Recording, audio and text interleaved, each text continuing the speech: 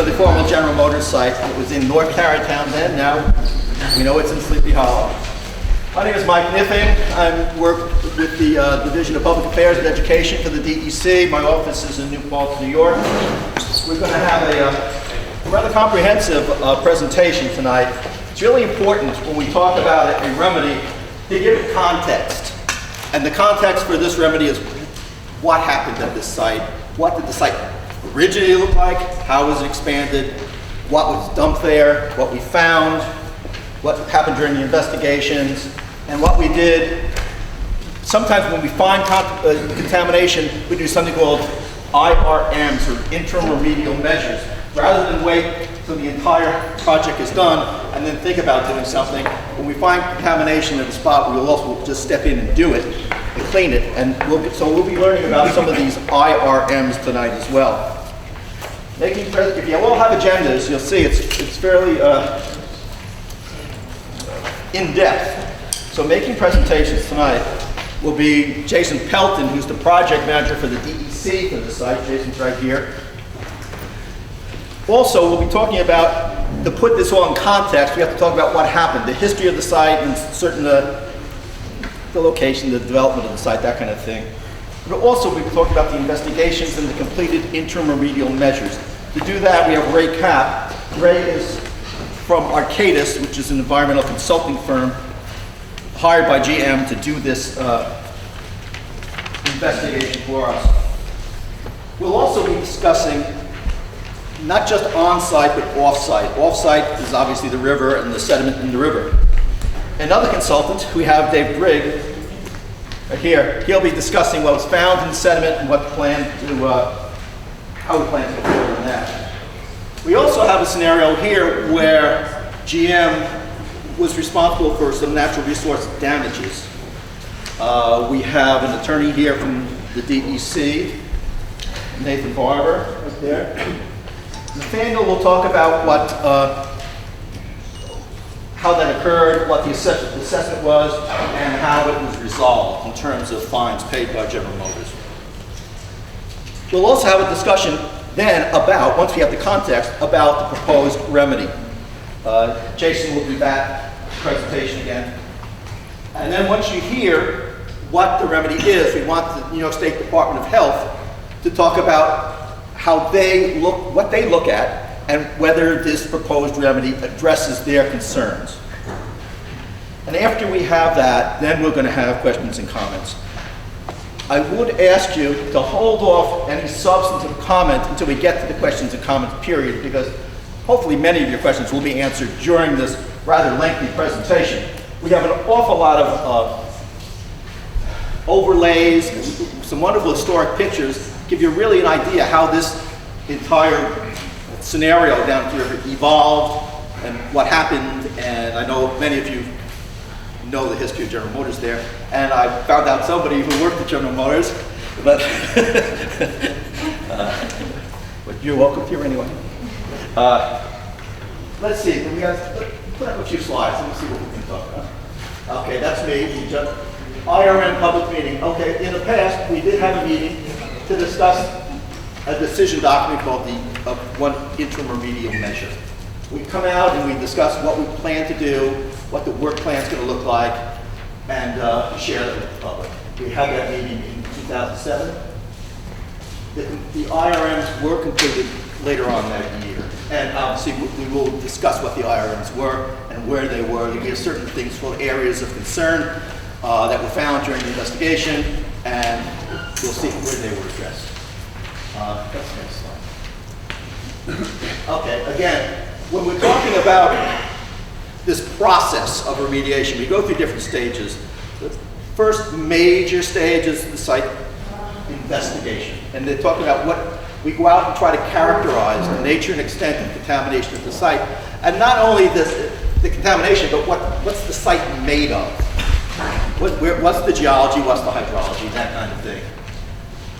The investigation report was completed recently, and we will be discussing the results of that investigation, site investigation, remedial investigation tonight.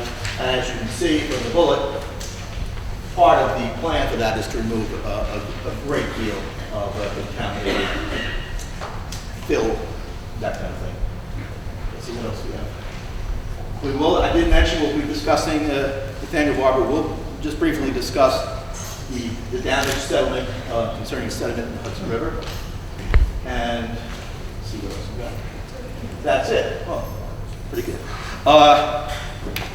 If you have a question concerning an overhead, you don't understand what's showing, or just feel free to ask, you know, what is this, what did you say, what is that showing? But if you do have a substantive question, please hold it off till the end. We will be writing down all your comments. Without further ado, let me turn it over to our project manager, Jason Pelton. Thank you, Mike. We're just going to turn the lights down here so you can see the slides a little better. Can everybody hear me all right? If I don't use a microphone? All right. All right. First of all, I just want to get everybody oriented on the location of the GM site here in the village of Sleepy Hollow. What we've got here is an aerial photograph base map. North is to the top of the map.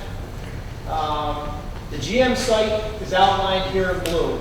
It's 3 non-contiguous parcels. For scale, end to end on the largest parcel, that's about 3,000 feet for a little over about a half a mile. The site lies within the village of Sleepy Hollow. That's outlined here in yellow. Just to give you some frame of reference here,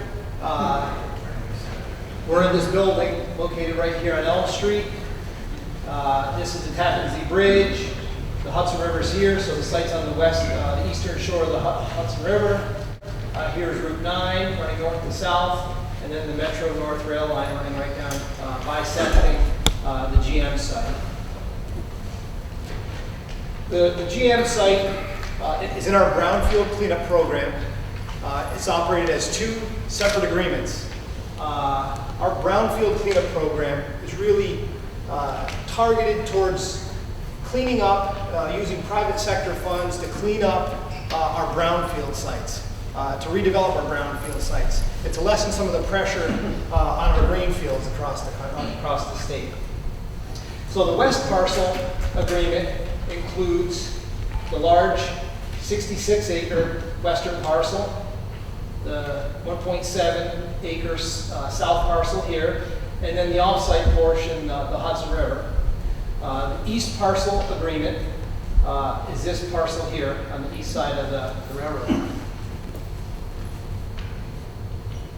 Just to give you a view of the site from a different perspective here, you're looking roughly northeast to southwest. You can see the Hudson River, the Tappan Zee Bridge in the background. Roughly tried to outline the west parcel, the east parcel here. The body plant, basically the remnants of that, you can see the concrete slabs that represent the former body plant. And then the chassis plant was located right here. You can see the outline of that former building. And then the east parcel here, historically was always used by GM for parking for their employees and also for staging of vehicles prior to shipment off-site. Just a real simplified site history here. Some of the early use for the site was for agricultural purposes by the Beekman family. Really over the next 2 centuries, a number of different industrial uses occurred at the property. With the industrial use by GM beginning in 1914, this is when they started to assemble automobiles on the property. That ceased in 1996. Since then, General Motors has completed a number of investigations and cleanup activities since then, and we're going to hit on some of that here tonight. All right, over the next few slides, I'm just going to go over some of the development on the property that's occurred over time, kind of with the goal of showing you how much the site has changed and how much fill was ultimately brought to the site so you get to its current lay of the land. This is a view of the site looking generally from south to north. North is towards the top. For reference, this is Beekman Avenue. There's a sharp turn on Beekman. You got the rail line here. So you can see quite a big difference from today. Just to illustrate this, I added roughly, very crudely, what the approximate shoreline looks like today. It extends kind of out here towards the west, towards the Hudson River. So therefore, you can see this entire bay here was filled in at some point after 1925. And even before 1925, a lot of this area that's been developed was filled. Probably some of the earliest fill was associated with the establishment of the rail line. As I mentioned, that whole bay there was filled in at some point after 1925. Moving ahead, 1957, this is what the site looked like. Quite a bit different from the previous slide. Once again, Beekman Avenue here. The rail line right through here. That bay that came in through here has now been filled in. The east parcel is undeveloped. Looks like you got some recreational use occurring over here. And then for contrast with the next slide, I want you to pay attention to the distance from the lighthouse to the shoreline. And to help with this, this building here is about 400 feet in width.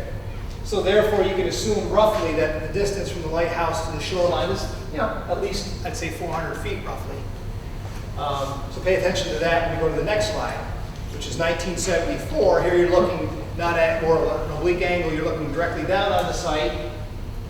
You can see, if we use that same building for scale, we said was about 400 feet in width. So you can see where the shoreline's been built out, and that lighthouse is quite a bit closer to the shore. Once again, just to get your frame of reference, Beekman Avenue, the rail line.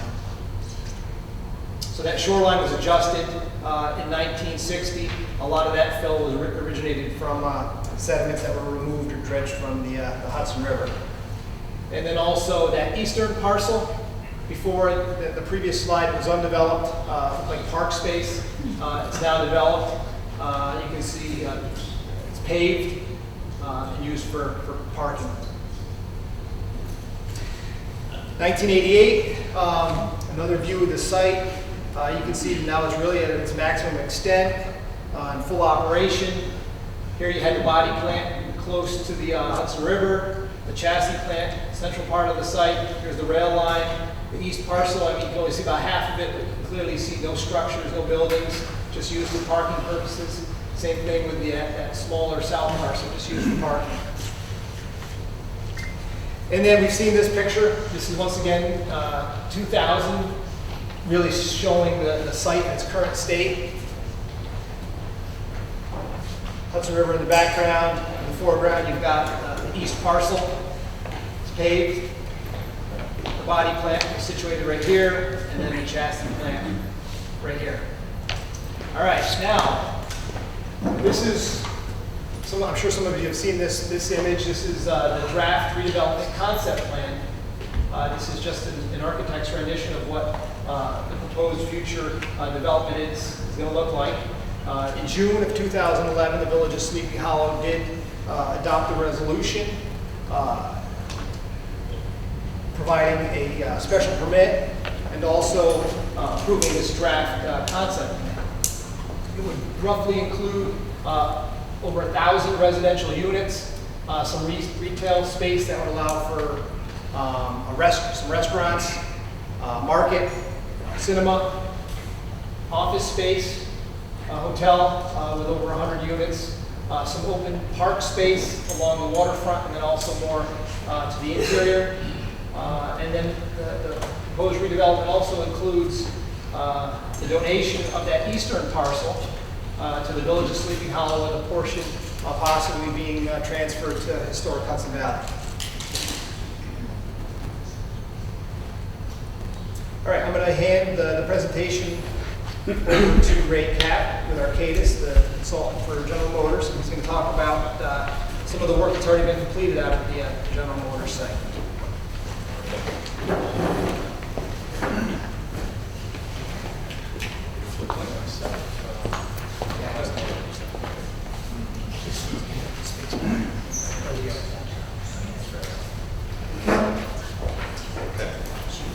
Good evening.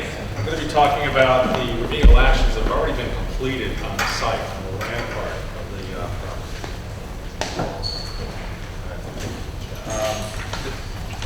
Since 1997, when the plant, assembly plant had been closed, we started obtaining soil and groundwater information, and over the years and all the investigations that were completed, we gained enough information on the soil, groundwater contamination to determine what engineering and institutional controls would be necessary for the site, which are outlined in the proposed decision document. We also identified certain areas of the site where source removal and remediation were needed, and also areas where natural processes had already substantially cleaned up the groundwater from some of the historic petroleum spills. The areas, 4 locations on the west parcel, we have already removed grossly contaminated soils. We have 2 lead areas, number 7 and number 29. We have area 47 where we removed chromium and the solvent TCE, and we have the UST area, which was a 1920s era underground storage tank area where we removed contaminated materials from there. Okay, for the lead, area 7, this is essentially historic fill underneath the slab. And in the sequence here, we see partially demolished slab. Number 2, we have removal of the impacted soil. In the 3rd, we have lay down the demarcation fabric to mark the extent of the excavation. And in the 4th, we're showing the installed, approved compacted backfill going in there. And then we took the concrete rubble that was from removing the slab, and it's in piles there for future recycling within that cut. For the second lead removal area, the sequence is very similar, from asphalt removal and staging for recycling to contaminated fill material removal to demarcation barrier installation and again restoration with clean backfill. For the chromium and TCE area, we removed natural soils as well as foundations and concrete slabs in that area, removed the contamination, installed demarcation fabric, applied backfill, and compacted it to grade. For the underground storage tank area, we had to install steel sheeting to keep groundwater from entering the excavation. We removed the underground tanks that were there, the contaminated soils, applied the demarcation barrier, similar process, and brought it up to grade with clean fill. Okay. In the PAOC 47 area and the UST area, we had, after those areas were excavated and backfilled and brought to grade, we treated groundwater with in situ chemical oxidation. We refer to it with the abbreviation ISCO. The oxidant, which was sodium persulfate, was introduced through injection wells to destroy volatile organic compounds from the petroleum solvents. To remove the solvent TCE from area 47 groundwater, the ISCO solution was injected into 65 wells. When injected, it immediately spread out over a radius of 5 feet around each well. The injection wells were spaced 10 feet apart, so you'd end up having the 5-foot radius circles meet each other. That was in 5 rows, perpendicular to the direction of groundwater flow. The design used the natural flow of groundwater to move that solution from one row to the next so that it blanketed the entire affected area. Only 1 injection well was needed in the UST area for a very tiny spot that had been impacted with residual control. Excuse Okay. me, can you speak Yes. a little bit louder? Okay, I'll try to do that. To display what happened below the ground surface, the illustration on the left shows the movement of groundwater through the injection zone between the water table surface and the bedrock. This allowed the oxidant to travel to the target area through the area. The photo on the right just shows the row of injection wells as they appear at the ground surface. That's what the wells look like. Okay. We performed post-injection monitoring, continuous monitoring for 6 weeks to track the oxidant as it moved between the rows. And then we followed that with periodic groundwater sampling from monitoring wells and analysis for TCE for the next 3 years. We confirmed that TCE was adequately destroyed by the oxidant based on the 3 years of data. In November 2011, DEC determined that no further action was required in this area. And this and other areas of the site will be monitored in the future as part of the site-wide groundwater monitoring requirements for development, which will be laid out in a site management plan. Where we have some break here. Great. All right, so I want to introduce David Rigg. David is the lead scientist on the sediment investigation for the Hudson River, and he's going to go over a summary of what was going there. Thanks, Ray. Good evening. My name is David Rigg, and I was involved with the development of the sediment work plan, which was done in coordination with the DEC. I actually went out and did some of the field work as well, so I'm familiar with the activities that were conducted out there on the river as part of the 3 separate investigations that have been done historically.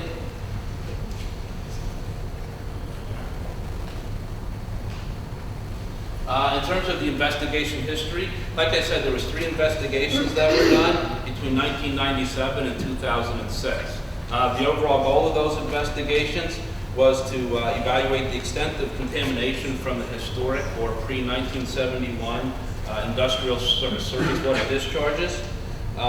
As is routinely conducted with these types of studies, the initial study focused on broad areas of the river and a relatively large list of contaminants of concern.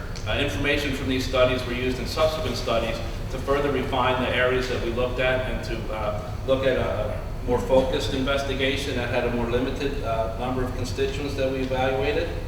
It's important that as we did these investigations to remember that New York State DEC does not precisely have prescribed sediment cleanup objectives. Rather, they provide guidance documents for how to evaluate sediments at a site like this. And as described in the documents, where these screening criteria are not met, comprehensive sediment testing and risk management are necessary to establish when remediation is appropriate. And that level of investigation was conducted in the 2006 study.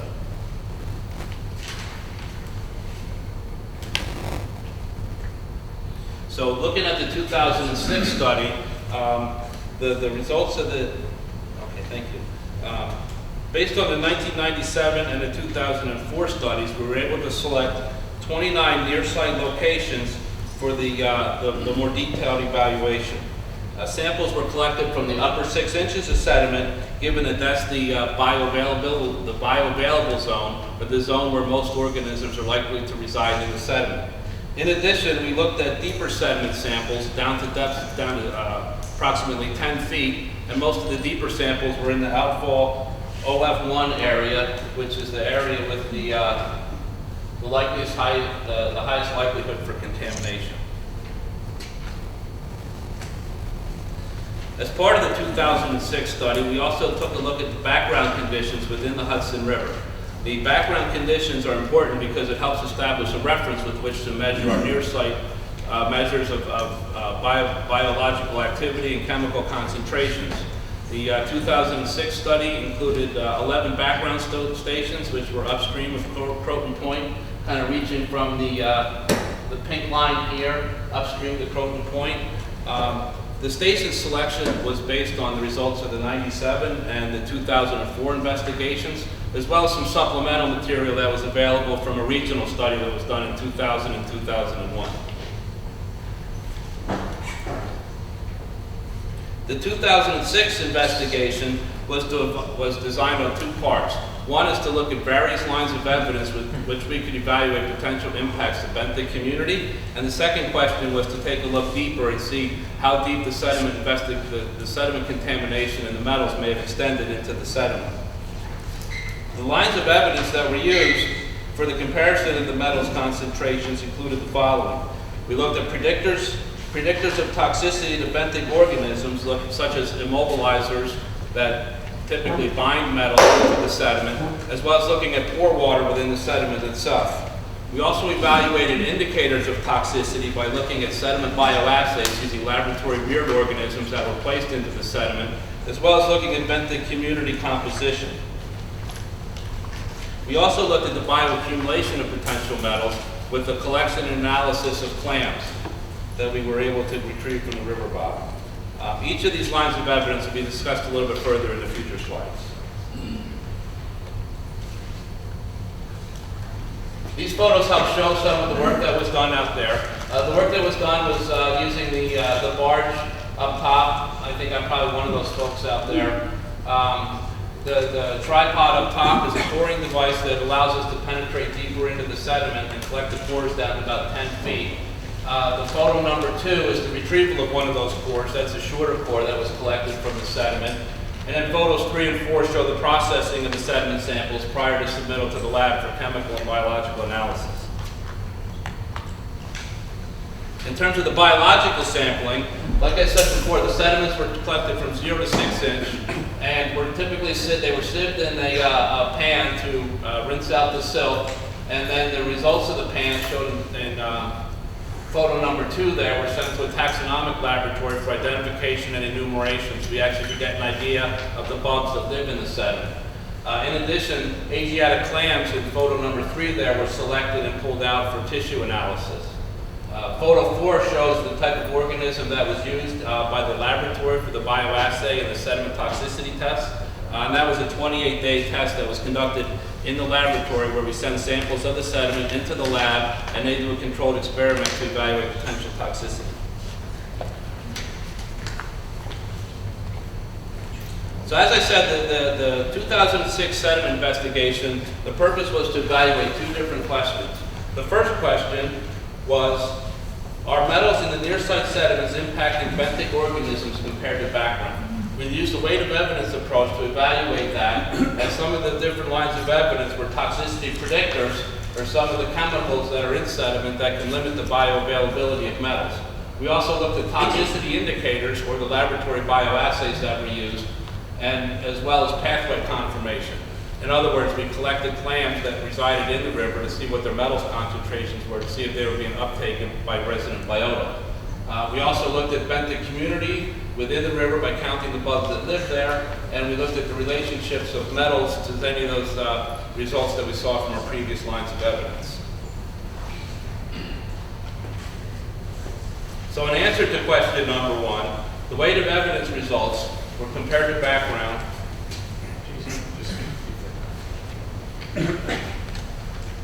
Okay. Using these were the following lines of evidence in the results.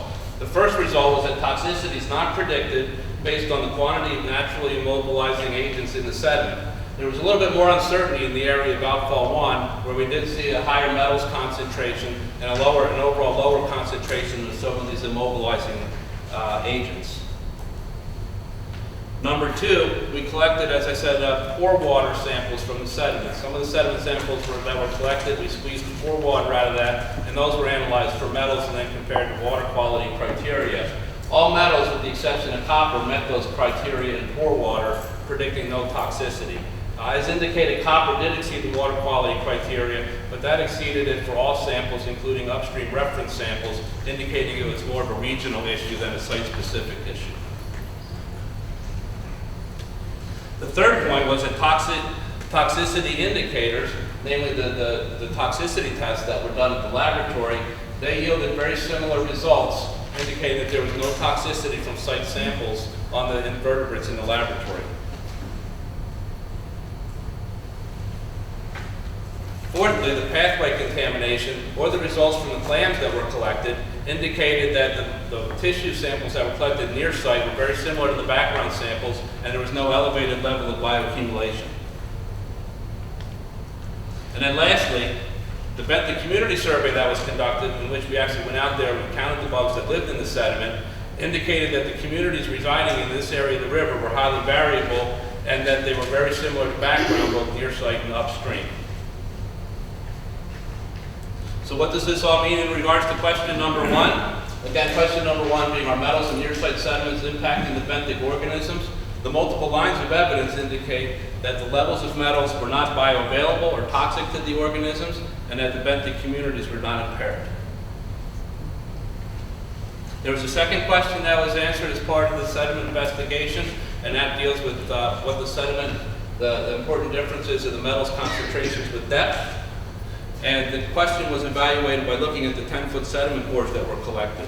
The different information that was collected to look at that was a geochronology, or looking at the radioisotopes within the sediment to try and tie that back to It's a method that we use to actually age sediment because we can tie it back to when the atomic testing was done, and it allows us to actually provide a dating of the sediment. We looked at vertical concentration profiles, where over the depth of the core, we would look at the various metal concentrations, and we could see if there was any patterns that would reflect historic deposition. And we also looked at the general changes beneath the sediment surface, and we compared those concentrations to our regional or background locations. So the overall answer to question number 2 regarding the metals concentrations at depth. Firstly, that the near-site sediment deposition rates were variable, but they were generally similar to background, which was around 0.2 inches per year. That's the rate of new sediment that's being laid down on the sediment in the vicinity of the site. In the area of the outfall number 1, the deposition was slightly greater than that. Secondly, in the area of OF1, the metal concentrations were more variable, but they typically peaked or were their highest between 3 to 7 feet below the sediment surface. Within the rest of the study area, further off-site, we did not see that in the vertical profiles, and there was not a continuation of high concentrations in sediment depth. So to summarize, are there important differences in metal concentrations with depth? The most concentrated areas with the metals, both at the surface and at depth, were in the vicinity of outfall number 1. And some of those concentrations reach relatively deep into some of the sediment. So to summarize our sediment investigations, the remedial investigation concluded that the near-site area does not exhibit biological community impact relative to background.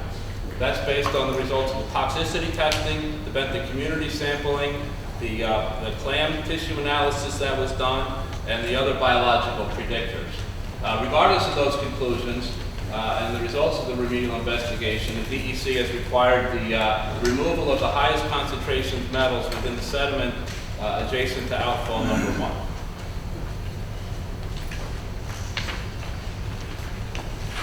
That's it.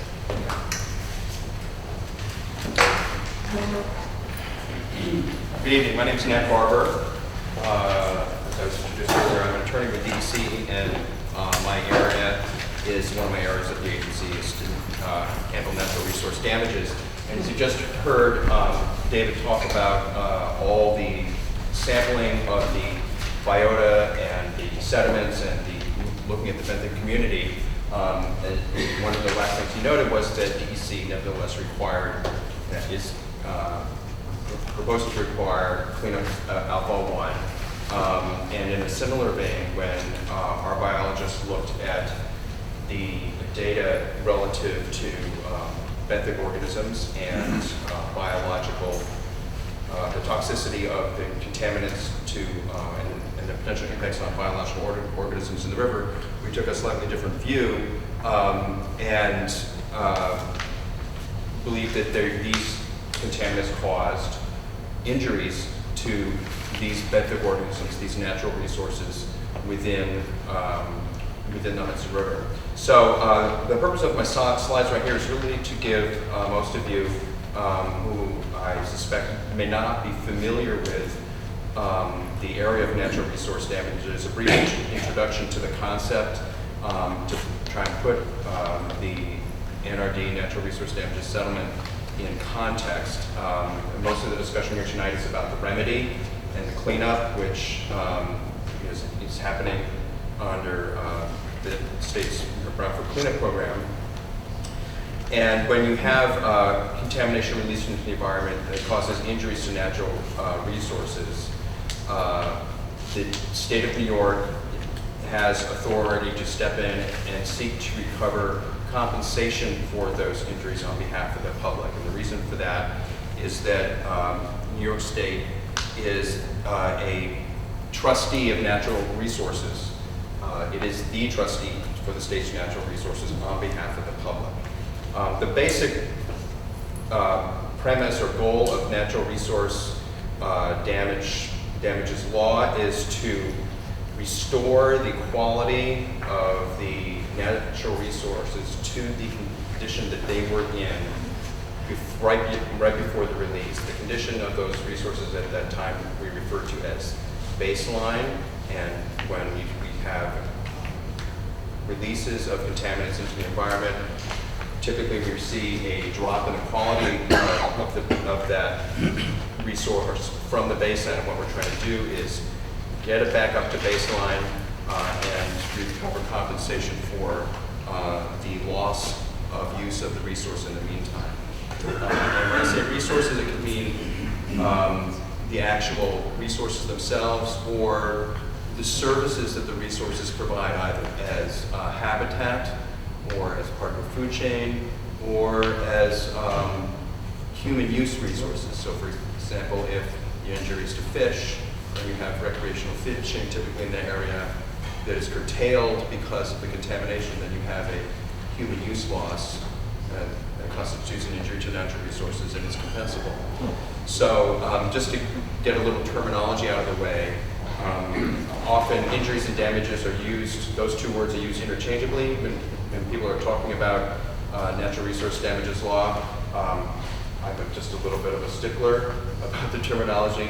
Injuries refers to what happens to the resources, and damages are the things that the state tries to recover, as in legal damages, money damages, compensation. So this is just a couple of photos to show you the kind of thing that natural resource damages, restoration of natural resources with recovered damages seeks to accomplish. You have a before and after picture of a remedial site, and you can see that the habitat in the right-hand photo has been restored. So the concept, the goals of NRD are to make the public whole following the release of hazardous substances or oil into the environment. The way the law allows us to do that is to either restore the resource itself, rehabilitate it, replace it, or acquire the equivalent of it in another location if necessary, if it's infeasible or just impossible to actually restore the same resource in the same location where it was injured. You can also restore services provided by a resource in alternate locations. One interesting example I know about in natural resource damages laws, a coastal shorebird was injured by an oil spill, and it was cleaned up on site, but the restoration to that population of shorebird took place many, many miles away from the site of the spill at its natural nesting grounds at an island off of Newfoundland. And so there was some restoration needed to be done there. And even though it wasn't at the same location, it really provided the kind of restoration that natural resource damages law is looking for. An important thing to remember is that natural resource damages law is compensatory. It seeks compensation.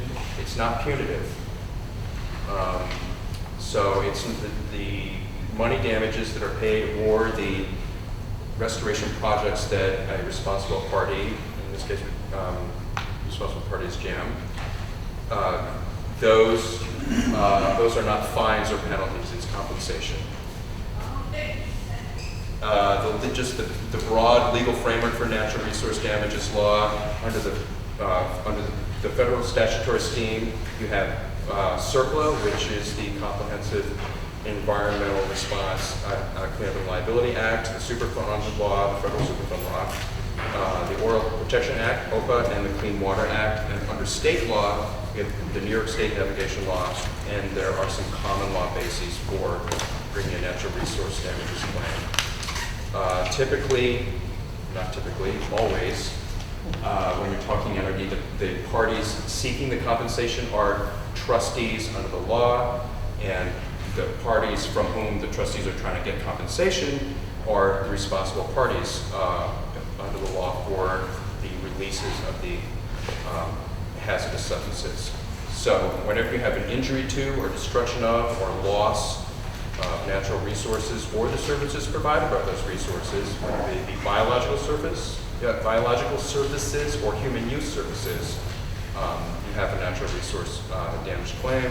The types of releases that NRD looks at are discharges of oil, releases of hazardous substances, or some other pollutant under, say for example, the Clean Water Act.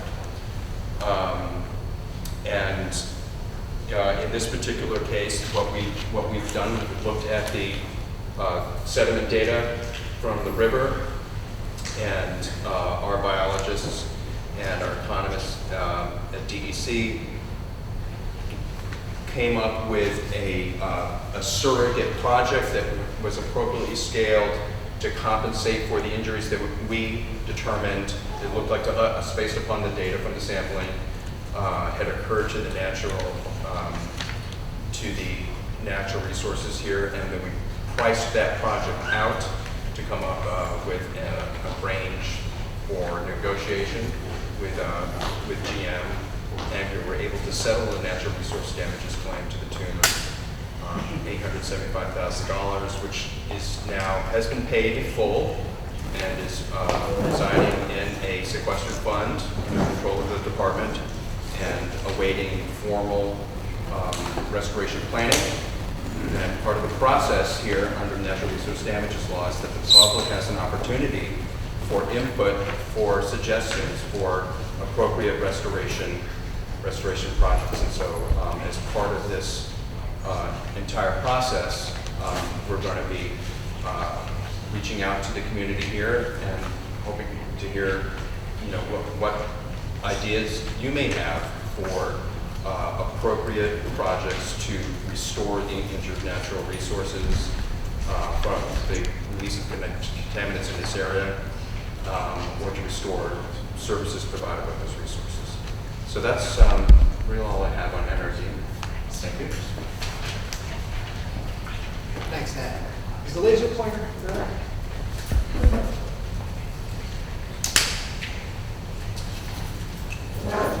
Yes. Thank you. All right, just to regroup here for a second. Our remedial program is basically broken down into 4 steps, and I've got them outlined here on this slide. The first one is our remedial investigation, and Ray and Dave went into a lot of detail here, outlining what investigation work has been done to date at the GM site. This is really where we try to collect as much data as we can at a site to really understand what's the nature and extent of the contamination, what contaminants are present, where are the contaminants present, are they migrating from the site. So this step is done. We need this data to move on to the next step, because we need the data to say, okay, given these site conditions, what's the best way, what's going to clean up the site the best and most effectively.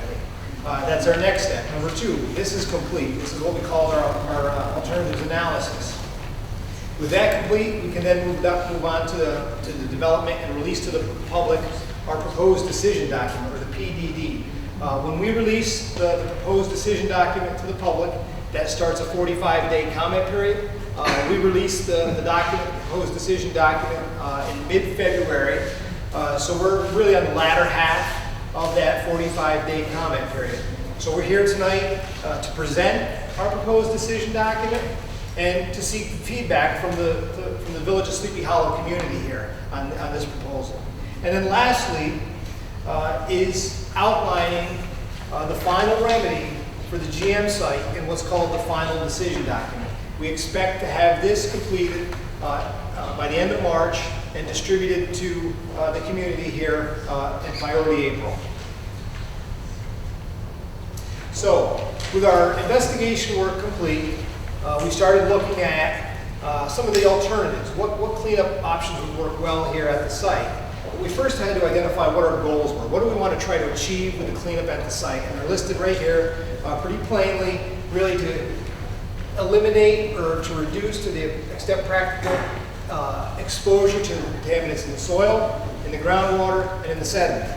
Number 2, the release of the contaminants that might still be in soil into groundwater. That might result in exceedances of our groundwater standards. And lastly, the release of contaminants into overlying buildings through a process that's referred to as soil vapor intrusion. All right, so when we look at different cleanup options, alternatives, these are the criteria that we use. We want to have some idea when preparing them, some kind of standards here, and they're listed on this slide. The first 2, we refer to them as threshold criteria. These two need to be met in order for us to further consider that option. The next 6, we refer to them as balancing criteria.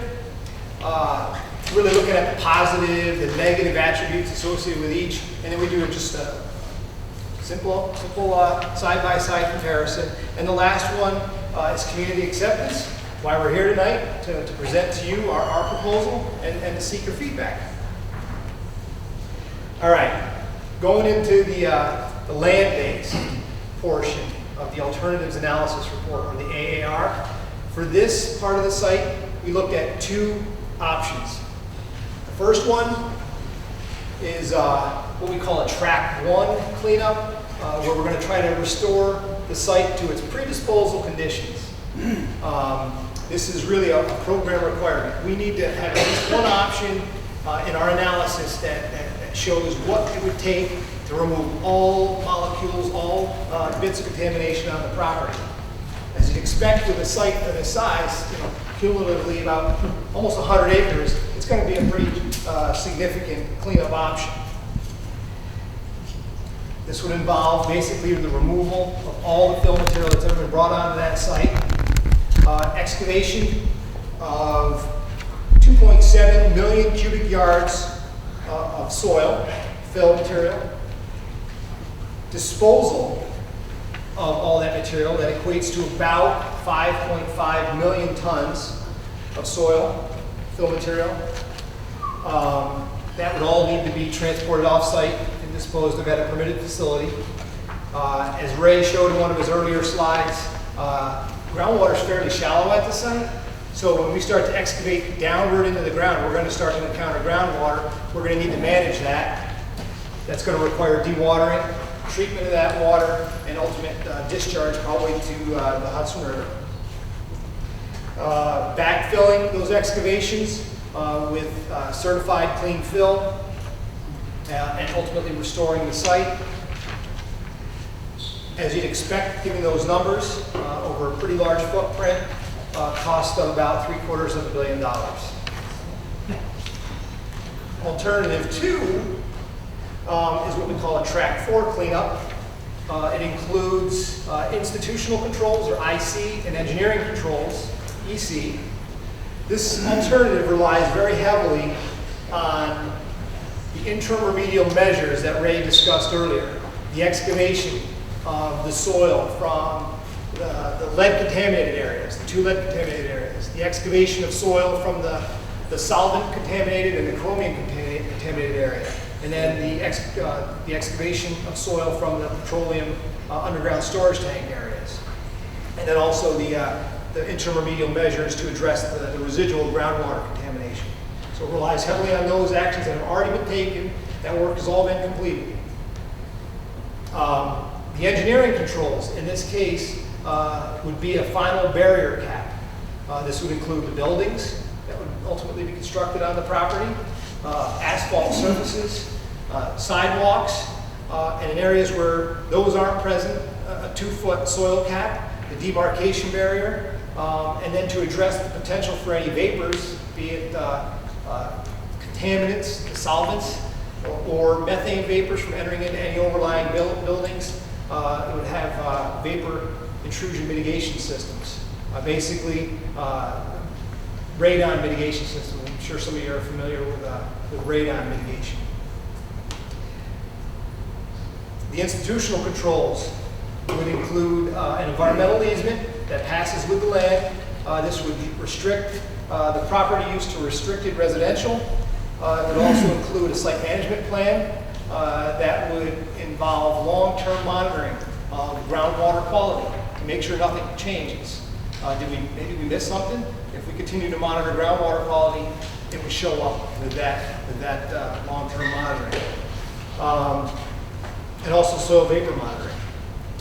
Cost for alternative 2 is $6.3 million. Okay, so very similar to the land-based alternatives analysis report. The sediment alternatives analysis also included the evaluation of 2 options. The first one is basically restoring the sediments to a pre-disposal type condition. This is a very large footprint. Here I've got it shown as about 77.5 acres. This was defined by Fish and Wildlife for an area where we did, based on all the sampling in the Hudson River, we identified sediments or metals in the sediments above the screening criteria. Over that 77.5 acre area, sediments would be dredged to a depth of approximately 7 feet. This would result in 840,000 cubic yards of sediment. That would all get managed on site and ultimately transported off site for disposal. Given that large area and the volume of sediment that would require removal, this is a long duration program on the order of about 14-year program at a cost of about $450 million. Alternative 2, I know David mentioned this in his earlier slide, focuses on the area around Outfall 1 along the southwest corner of the property. Much smaller, more focused area, about 0.8 acres in size. This is where we clearly have metals associated with the site right around Outfall 1 that are well above the screening criteria. This is what we call a source area.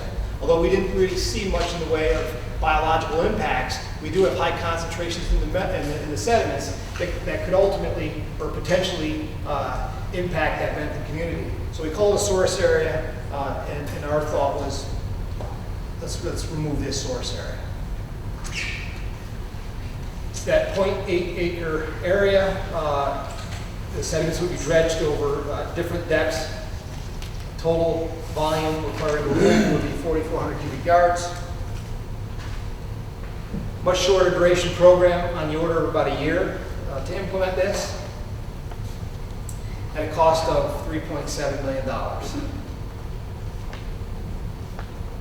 All right, just to recap here real quick, we looked at 2 options for the land-based portion of the site. Alternative 1, basically restoring the site to pre-disposal conditions, allowing us to achieve the unrestricted use, excavating a large volume of soil. And alternative 2, relying on those already completed interim remedial measures and the institutional controls and engineering controls. Likewise, for the sediment, looked at 2 options. One was that large 77.5 acre area, dredging to a depth of about 7 feet. And then alternative 2, really focusing on those the most contaminated sediment near Outfall 1 over a footprint of about 0.8 acres. Based on all the data we collected, based on the evaluation of these alternatives, we're proposing alternative 2 for the land-based portion of the site, and alternative 2 for the sediment-based portion of the site. And this is all outlined in our proposed decision document. So moving forward, as I mentioned, we're towards the latter half of our comment period. That concludes next Friday, March 30th. What we expect is to finalize our decision document towards the end of March or early April and have it distributed to the document repositories to the public in April. And then we expect to actually begin the remedy implementation within half a year to a year. All right, the last segment of the presentation tonight, I'm going to hand it over to my counterpart with the Health Department, Faye Navitel.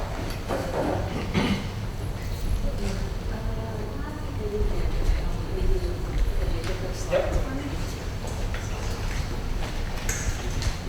Hello, everybody. I'm Faye Navitel with the New York State Department of Health, and I'm assuming you can hear me back there. I got a pretty loud voice.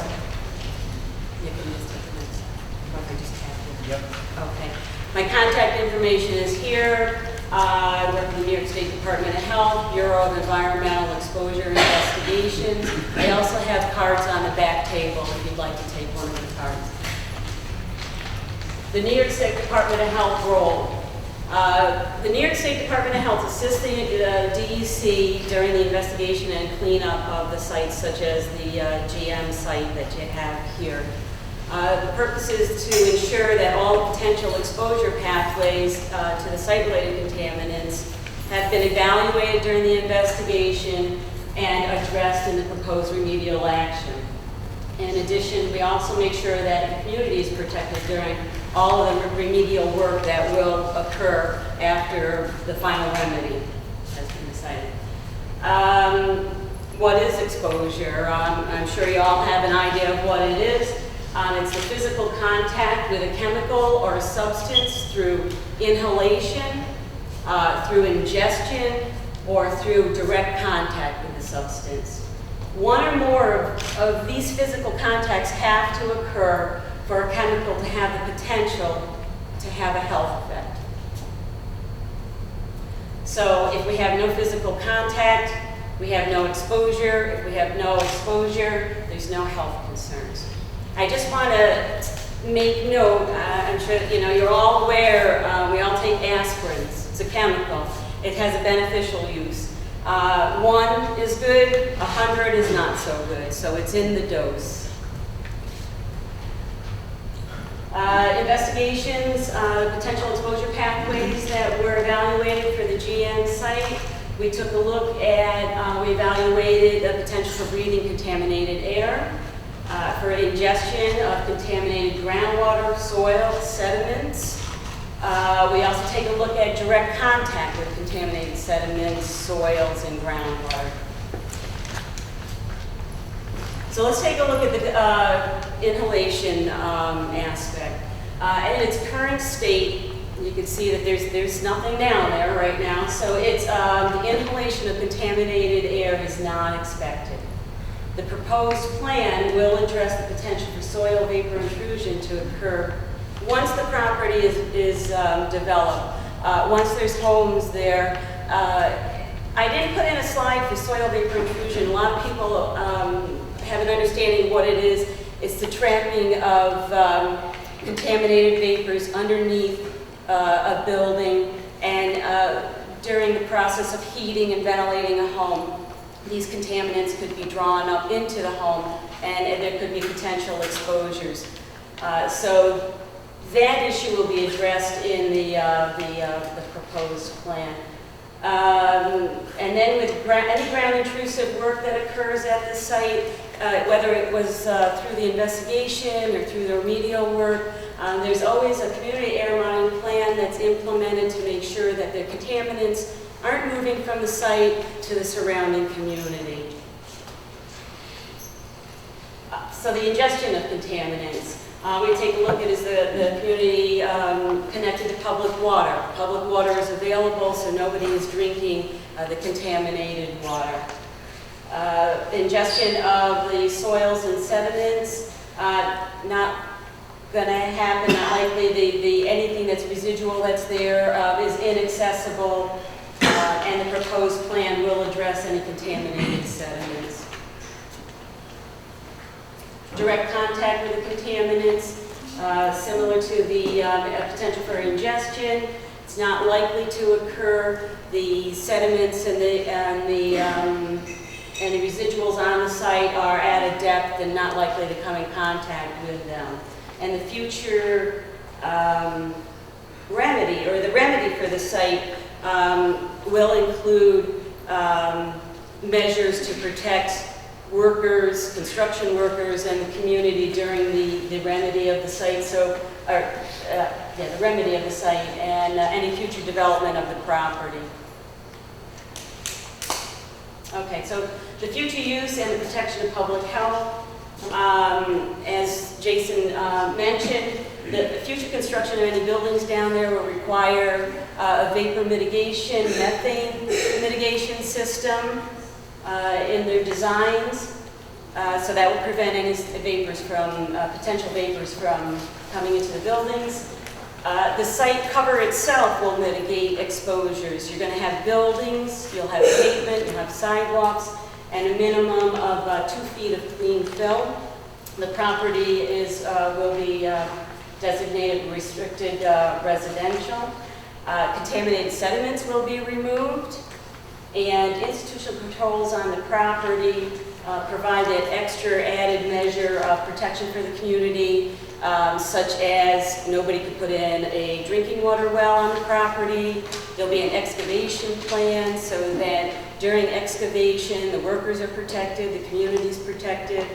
And so our overall message is that there's no current exposures to the site, and the proposed remedy will address any future potential exposures by the general public or construction workers, and that the remedy is protective of public health.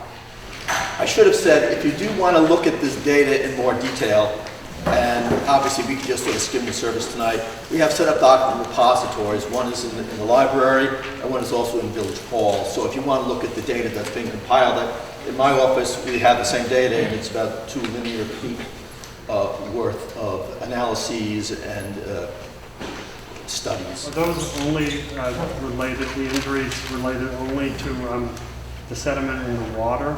Is that what those damages are related to? Yes, the data that we analyzed was the sediment injury to benthic organisms, yes.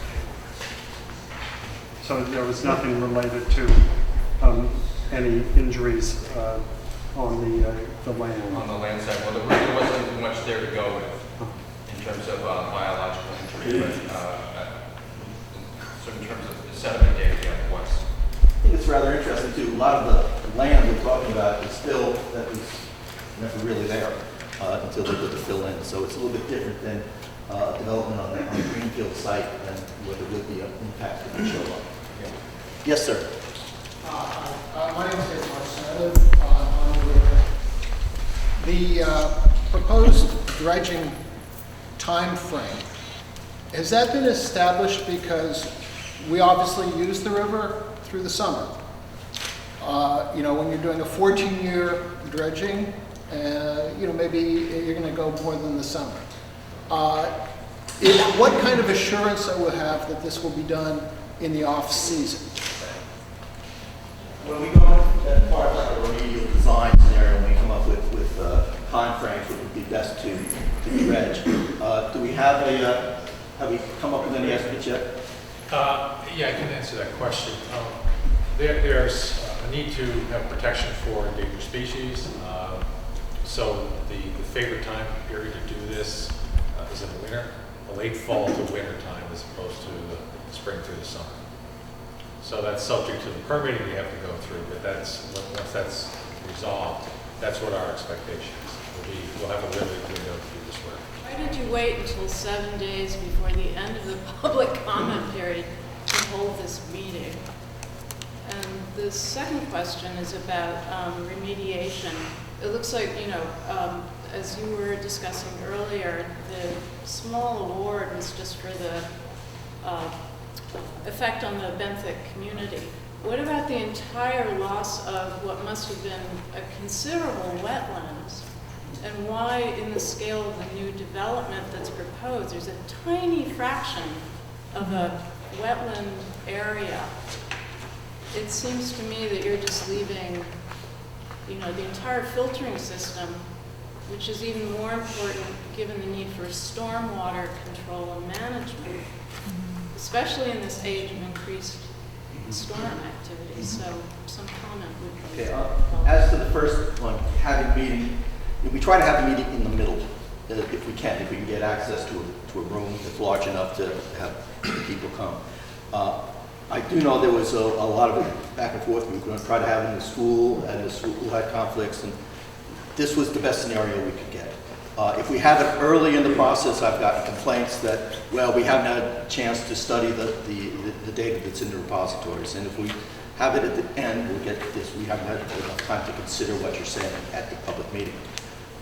This was the best scenario. We do try to get it in the middle, but this was the best we could do in this scenario.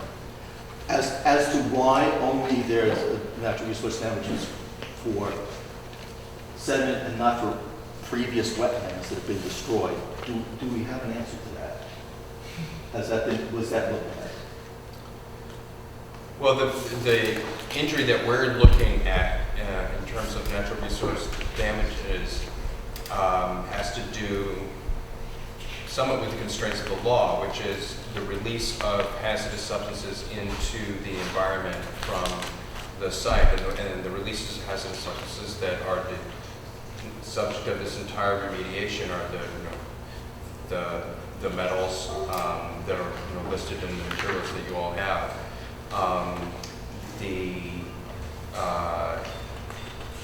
The other types of impacts that you're talking about they're really not encompassed by the legal authority that we have to pursue natural resource damages, unfortunately. And so when you talk about releases, really, and it sort of goes back to that outfall number one, that it looked to me like that's where the release was happening, and that's where the main problem is, and that's what we will address. Indeed. Okay.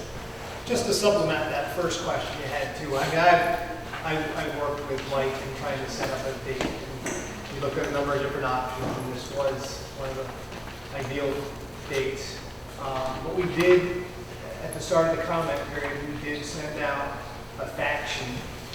I want to say that mailing had to be at least 200 or so people here in Sleepy Hollow, and then the media and elected officials. So a fact sheet went out announcing the comment period, basically summarizing what we talked about tonight.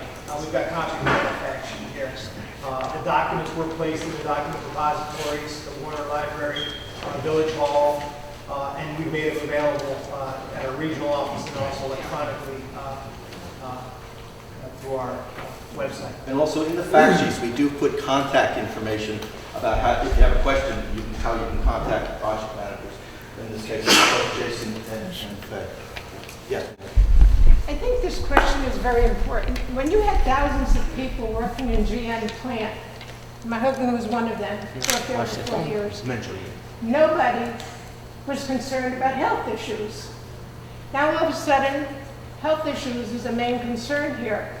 They were never checked physically, not even yearly or whatever. Okay, thank God they survived. But I'm saying now all of a sudden, yes, it has been knocked down and you have maybe something underneath what the buildings were there. But still, you could still breathe some of those things in or whatever. You're working outside and whatever. Nobody ever brought that up. What happened to these men who used to work there for years and years and years? Nothing. We hear that a lot, and it's understandable, what occurred while the plant was in operation, and we really don't have any of that information, nor can we really go back and determine any exposures. You can imagine there must have been a lot that they were working with at that time, and working conditions were different, and hence unions that helped the workers with their working conditions. But we really can't evaluate past exposures, and that's really the only answer I have. Is people move on, they move to different areas, they move into the area, they work for a short period of time, they work for 40 years. There's really no way that we can evaluate past exposures. We don't even know if they were exposed to anything in the facility. So it's difficult, and I'm sorry I don't have a better answer for you. But. And I found out technology has changed too.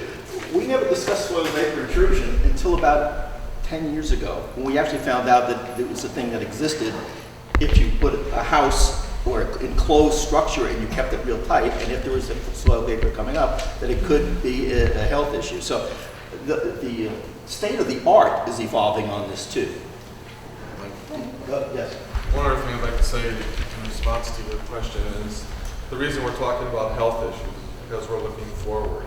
It's when we return this property into productive use, what measures have to be taken when that development is made so that it's protective of the people of the future. So that's why you hear the health issues. Maybe there weren't any exposures, or maybe they were all within compliance with all the rules and regulations at the time when the facility was operating, but we're looking in the other direction. What's the future for this property? Excuse me, what happened in 9/11? People got exposed to that, and up until today, people are dying or very sick. So that you don't know. You don't know somebody might be sick today, maybe from years ago. We don't know that. But I'm saying this is such a big issue here, which should be, I'm not saying it shouldn't be, but there are a lot of other things that are involved. Joe White is a section chief in our division of environmental remediation up in Albany. Yes, ma'am, in the back. I do. This is to piggyback on what you were saying. So if you remediate the property using the lesser standard or the option that's currently been submitted, and 15 years down the road we find that what's acceptable now isn't acceptable in the future, who's going to be responsible for remediating? Good question. Later on. Well, even if the standards change, the remedy would be protected because it basically, well, we removed the bulk of the lead contamination, the chromium contamination, the TC contamination, petroleum contamination. The residual that's there is going to be isolated, through this barrier cap system. We're going to have engineering controls, we're going to have institutional controls. So even if those standards do change, there's still not going to be any exposures. It's going to be isolated from any, activities. We're not going to be having pumping wells on the property, production wells.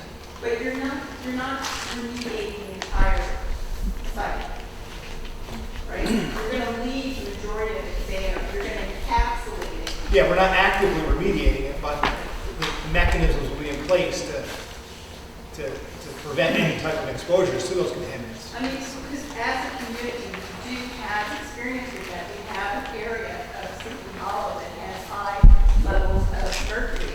And this is something that was supposedly cleaned up 20 years before, and we're now revisiting that. And, no one really wants to take responsibility for that. We're a sleepy village. We're not that big. We don't have a lot of commerce.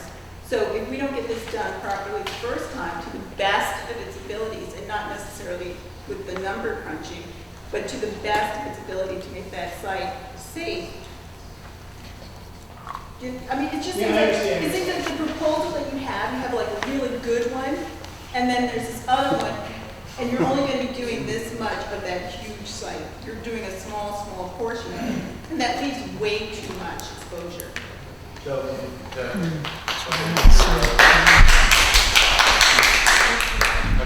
the two remedies, I think we can all agree, there's one ridiculously high number, and then there's the work that we've completed.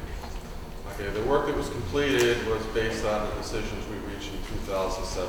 There was many alternatives that were addressed at that time, and we presented that information as being the remedy that we thought would be the final remedy for the site.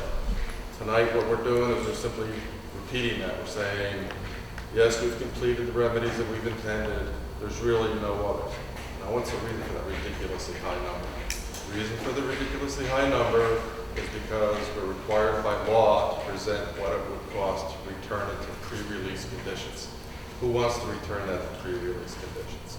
It's impossible. You would be, well, you do, but that's what you would be doing is returning it to that picture that you saw from 1925. We're reasonable people. We're not asking for that, but there's something in between down here and the pie in the sky. We're not asking for pie in the sky. Unfortunately, we didn't present all of that all over again because we addressed those alternatives in 2007 and said for the land-based issues, this is the various alternatives and what we're selecting to do. Now that we've come forward from 2007, all the land-based issues and the remedies for those have been completed. So what was the call? Who would be responsible if in the unforeseen? Right, the standards change like they did for... right, because okay, we have... the oil's gone, everything's better. How about the lead? We have very high cleanup levels here for lead. I think we'll be being 5,000. 5,000 cleanup numbers normally in the hundreds, so we're in the thousands. And under the brownfield program, what we did was we tried to reach, because it's all built up area. So there's historic fill, there's contamination all over the area. When they talked about the PAOC's abbreviation, that's potential areas of concern. Many areas of concern were investigated, but it was found that the bulk of the contamination, the mass of contamination, was located in two spots.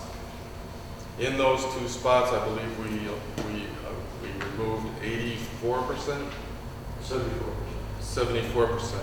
74% of the lead has been removed from the areas where it is, most of it is contained. So we've done that. That lead, most of it is gone. Now what if the standards change from, I forget what the unrestricted is, 400? It's 63. 63. Restricted residential, 400. Okay, the number is 400, and it changes to 1,000. It doesn't make any difference. We're leaving 5,000 behind. But why can we leave 5,000 behind? Because in our regulations for brownfields, we can leave that material behind. We've gotten rid of the hot spots. If we have a 2-foot cover that puts a barrier between human beings and the lead, then we're good. That's protected. And in the management plan that was referred to, that management plan says that when they put in the development, there'll be a demarcation area over the top of that. Usually it's some kind of a red fabric that lets people know where the contamination is versus the clean fill. So the clean fill will be above that, and anytime someone penetrates or encounters that red barrier, they're to come to us and handle the materials in a proper fashion. So no one should come in contact with the material that's left there. Okay. So if these standards change, or for whatever reason we found the site is still hot or not acceptable, the person who would be responsible for remediating that would be? Well, the state would be enforcing the management plan. That barrier is what makes it Enforcing the protected. management of, Who who would you be enforcing the management of making sure that it's, DEC is the enforcer. I'm sorry? DEC is the enforcer. No. Who is enforcing? Who's Or enforcing the The homeowners association, the general DEC owner. is also, Okay, I got you. Okay, there's an environmental easement that goes with the property. The environmental easement, the responsibility for compliance is enforced through that environmental easement as the owner of the property. Goes with the owner. It's the owner's responsibility to comply with that plan. that would be GM. In this case, it's the owner, which is currently the IDA. Well, I mean, I think what we're trying to envision is when are people on the site, who will the owner be, right? So the owner in the future will be the development, and we envision that there'll be a homeowners association that would manage that environmental The issue. buyers of the homes that would go there. Yeah, this runs with the land. With the owner. So In the that would village, be right? future In the village. residents of Sleepy Hollow. sorry, the in the taxpayers. Well, I think I don't know if it's not the taxpayers, it's the homeowners. It's the ownership of the property. If it's a homeowner association, it would be the homeowner association. Thank you. Okay. Okay, so to follow up with that question, in the summary, and now this question is to you, you're the lawyer, can you define for us what restricted residential use is? Because we don't want to have 100 houses to sell and nobody to buy because of restriction. Nobody like clearly what the restriction Actually, a is. better person to answer that question would be Jason. As the It is The interesting. regulations? It's a term of art that we use that is confusing to the general public. Jason can get into more detail, but one of the, with these sites, we say restricted residential. One of the things we want is we want one person or one entity to basically own this or be responsible for implementing the site management plan. We wouldn't want 100 different single-family dwellings, every person on that having to be responsible, because it would be unmanageable. But Jason, can you talk about? I have the definition right here. Yeah. I want to read it. It's land use category which shall only be considered when there's a common ownership or a single owner managing entity of the site. And that is protected. There's different land uses, I don't mean to interrupt, but there's different land uses when you have these cleanups, when you achieve certain cleanup goals in that unrestricted, you have a very strict cleanup goal. The next one up would be restricted residential, where a property owner, they would be like single-family homes property owner could do what they want with the property except raise animals, raise grazing animals. And then you have restricted residential where it's owned by a community, but you can't put in gardens.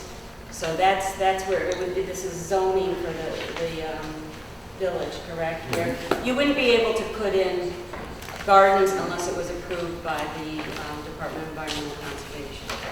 How many of those restrictions, for example, you just said, with the exception of garden animals, are there any more restrictions? Because it looks, to me, it's like for passive recreational use, active and passive.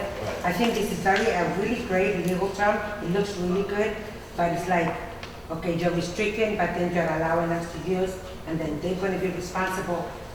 Can somebody just elaborate a little bit more about that? Basically, be subject to all the zoning laws you have here in the community. The only restriction I know of, really, you can't go in and tear up go down farther than 2 feet. If that's subject to the site management plan. It's really to, once the cover's done there, to keep the cover there. It wouldn't stop you from having 2 cars versus 3 cars or any of that stuff. It's really just to address the remedial condition that we're dealing with tonight. It really isn't that. Single family homes? No. Not separate lots. I'm sorry, what? You mentioned something about single family units. Yes, it wouldn't allow for single-family homes. It's restricted, which means that, again, we keep talking about the easement on the property, and that's to help protect, because we're not removing all the contamination. The easement on the property protects the people from drinking the water. They can't put in a well. From raising livestock. They can't do that because it's restricted, and you wouldn't do it down there anyway. Yeah. But that's where those categories come in. If it was unrestricted use, you'd be able to have a farm down there, but you're not going to meet unrestricted What use about numbers. a garden? No. No. You could have a garden if it was approved by the Department of Environmental Conservation, but they would look at it and say, probably no, or raised bed gardens that have a liner underneath them. There could be something like that. But we don't want anything that would go down and penetrate the demarcation layer. You have 2 foot of clean fill, demarcation layer. You wouldn't want anything that penetrates the demarcation layer. Who said it? Yes, sir. The green shirt? Will there be additional soil removed from the site? Will there be additional soils removed from the site? Not under the current plan unless they encounter contaminated soil during construction activities. In this case, how would the toxic, contaminated soil be transported out and what becomes of it once it's moved? It's usually transported off-site and arrangements are made for disposal at a permitted facility. By trucks? It depends on the volume. Typically, with construction, I wouldn't anticipate a huge volume of soil that would require off-site disposal, but I would imagine that would be through trucks. So in the IRM, they remove the soil in rail cars. Rail cars. And what becomes of the toxic soil? Well, the soil was removed and shipped to an approved disposal facility. Where they can either store it or they'll treat it to get rid of the toxicity. It's not just, no. You won't see it again. Ma'am? I just have a clarification for the sedimentation removal. I'm assuming that the sediment has not been removed? That's or correct. has been treated? Has not been removed? No, the sediment removal program has not been completed yet. So as pertains to that, I know there was a legal mandate. You have the maximum fees for maximum remediation, and then you have the second alternative, which is obviously a lot smaller. Has there been discussion of a middle ground or any alternative? I feel like 2 extremes, or seeming extremes, for analysis and public comment is a little shallow. Sure. All right. This is if you go back to the slide for GM's last slide, I said. Okay, this is kind of an interesting. Your question is great because it's a very interesting outcome here. Yeah, the one about sediment. There we go. Okay, if you read between the lines here, is that we came to an impasse. Although we're here together, and I think Jim's a great guy, we don't always agree, and we came to an impasse on the remedy. All of the work that they showed you there ends up in that first conclusion. Okay? Nothing, no action, nothing is required. So we reached an impasse. In reaching that impasse, what we thought is, and we depend on our division of Fish and Wildlife. Fish and Wildlife said there is some impairment. So General Motors and the state tried to find a middle ground to allow this beneficial upgrade of the property to be put back in use and come to some kind of an agreement that would allow it to move forward. So what allowed it to move forward is General Motors agreed to do the natural resource damages assessment. That was for the $800,000? That's the $875,000? $875,000. Okay, that's important to me because when our Fish and Wildlife says there's some impairment, what does some impairment mean? That gives me the yardstick that we can use to say all of the damages in a 75-acre area of the river, all of those damages over a period of the entire lifetime of the facility. Jimmy, damages or injuries? Yes, I got to use this word. Injuries. Excellent. That's really good. Okay, so the injuries, all of those injuries amounted to roughly, well, $875,000. That gives me the yardstick to say to GM, okay, we expect a cleanup that is reasonable based on the damages. And that's how we decided to move forward. We looked at all of the results of the sediment studies, and based on contamination, there did not appear to be, and we looked at intermediate ones. We looked at like was it a 10 acre? 11 acres was $81 million. Jim had looked at two previous ones, I think they were like $20 million.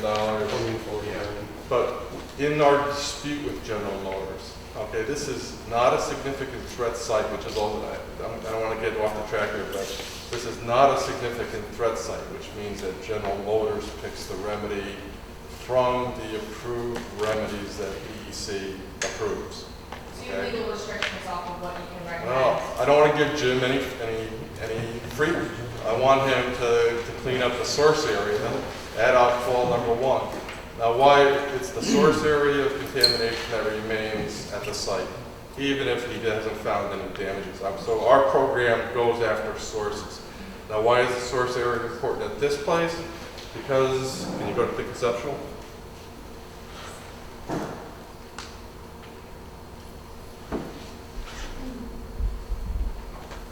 right. Conceptual. The development. Ah.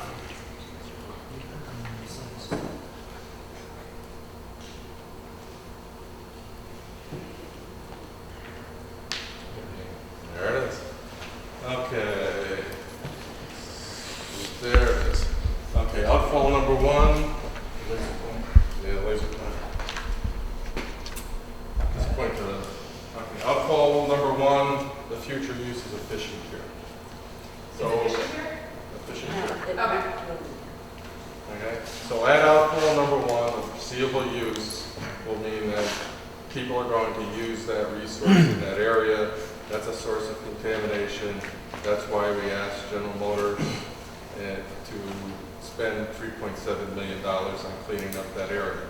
I think that the state did a good job for the future use of the property, both by getting the natural resource damages settled, which usually doesn't happen along the course of the project. It usually happens far afterwards. So we've done that, and we've taken protection to remove the source area where there's a foreseeable use in the future that area can be used.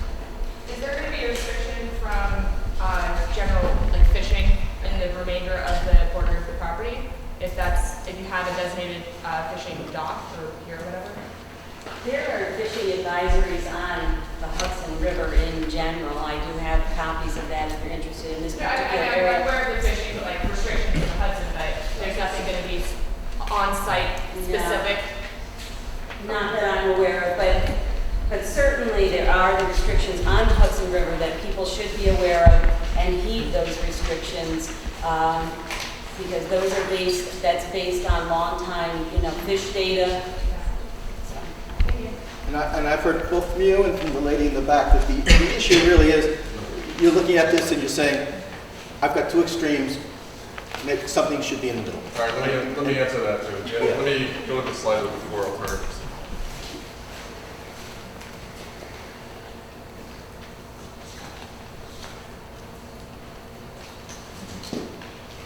Yes.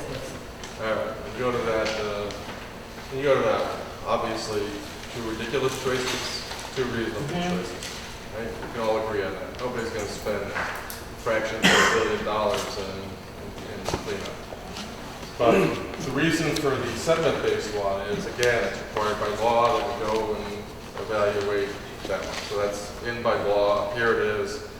But I think I've said that we evaluated a number of other ones in the course of coming up with our one alternative.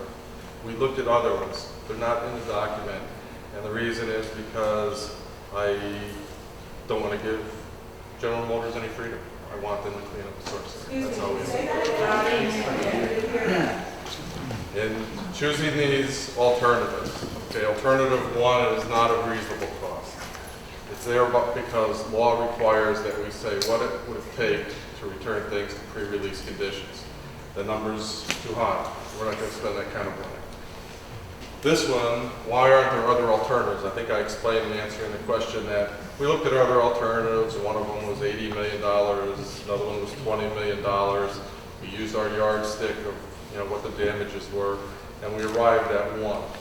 So we didn't want, because it's a non-significant threat, and General Motors selects the remedy, we wanted to give them a remedy that they would have to implement. And that's how we ended up with that one. That remedy. Yes, sir. The representatives from the village would like to read their statements. My name is Craig Worley. I'm a principal with the environmental consulting firm of Rue Associates.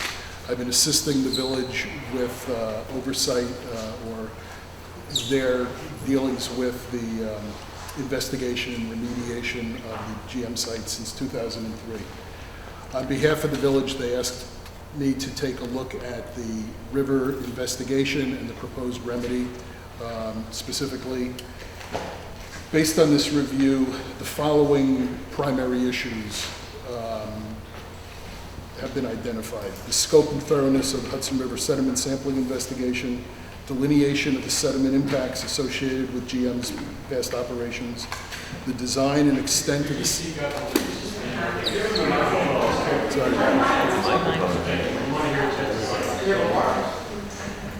I'll speak up, I don't need a mic.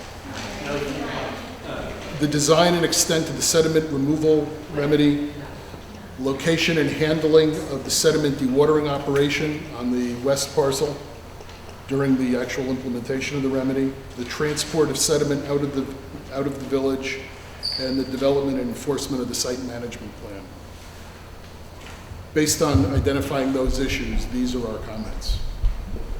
Craig, can you hold on 1 second? And you'll submit these in writing as well, right? I have these in writing. I don't have to keep track. The village supports the sediment investigation and believes that it was comprehensive and appropriate in breadth, scope, and technical execution. Similarly, the village supports the selected sediment removal remedy. Although my first question was the same as yours.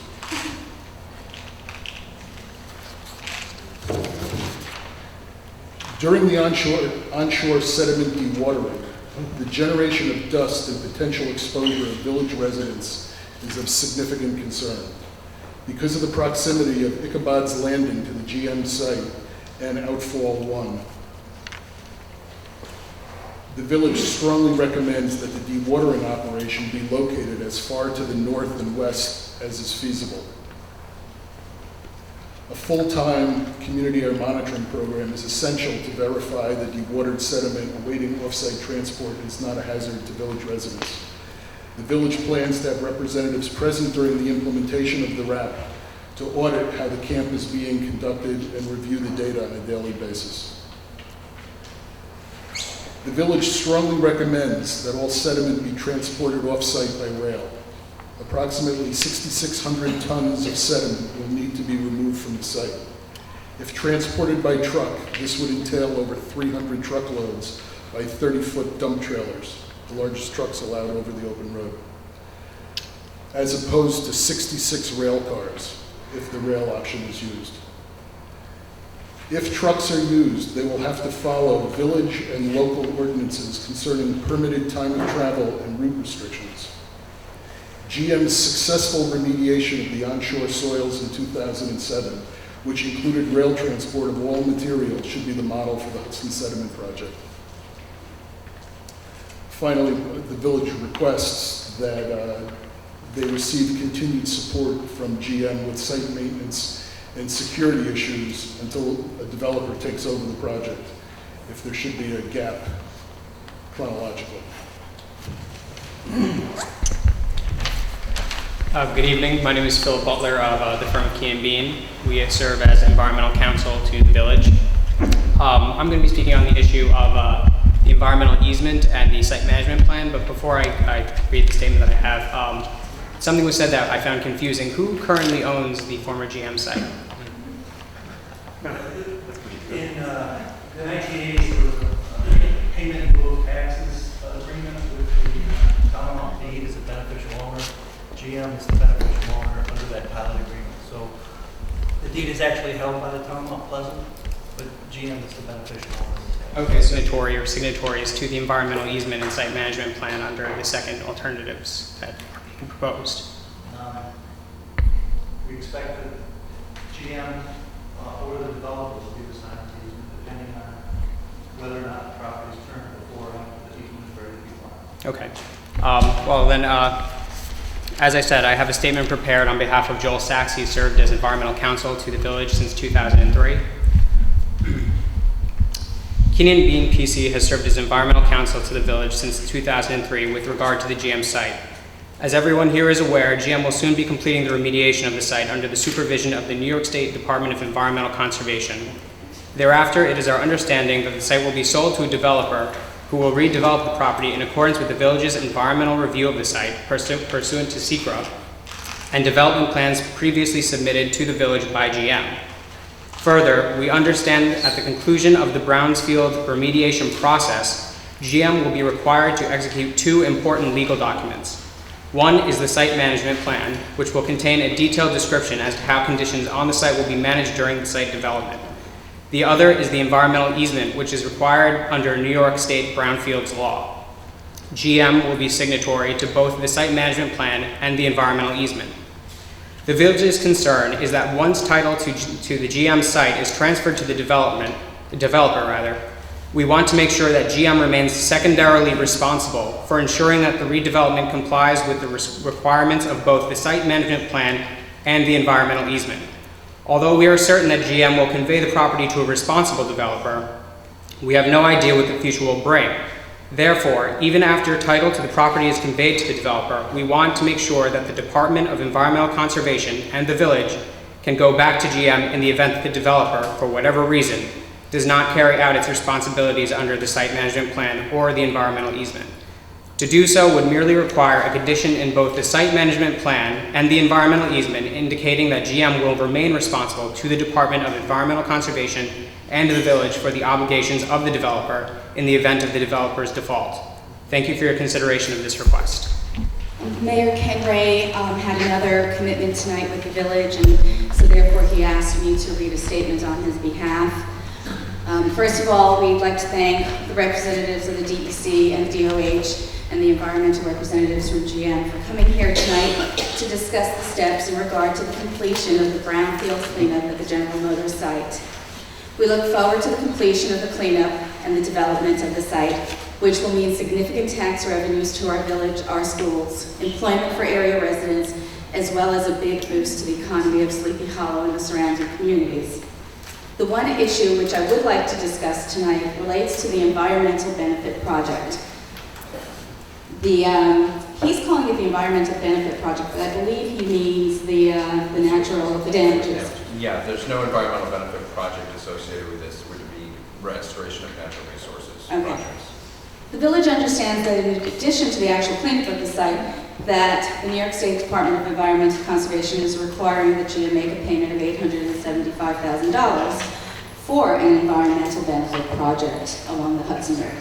Restoration project. Restoration project. Okay. It is the position of the village that this money should be expended on a project in or near Sleepy Hollow and not at some distant location across the river north or south of Sleepy Hollow. In this regard, we have two suggestions. A, there is a bathhouse at Kingsland Point Park which has been restored with the assistance of private donations and Scenic Hudson and the county. There will be an educational center at the bathhouse. That may include some type of aquatic farm, which would be utilized as a learning facility for both children and adults. We believe that this would be an appropriate utilization of the $875,000. Alternatively, the Galgano River, which empties into the Hudson River, is in dire need of shoreline restoration and dredging. The improvement of the river and its shoreline would be of great benefit to the village of Sleepy Hollow, the restoration, and the entire area. Therefore, we request that DEC give consideration to utilizing the monies, damages, that it will receive from GM for either of those two environmental benefit projects. The village stands ready to work closely with DEC and GM on either of these projects. Thank you for your consideration. Thank you. Anybody else? I was just wondering, I'm Dolores Seiler. We just moved here from Rye, and we live in Terrytown in Hudson Harbor. But this is all of great interest to me because we're so close.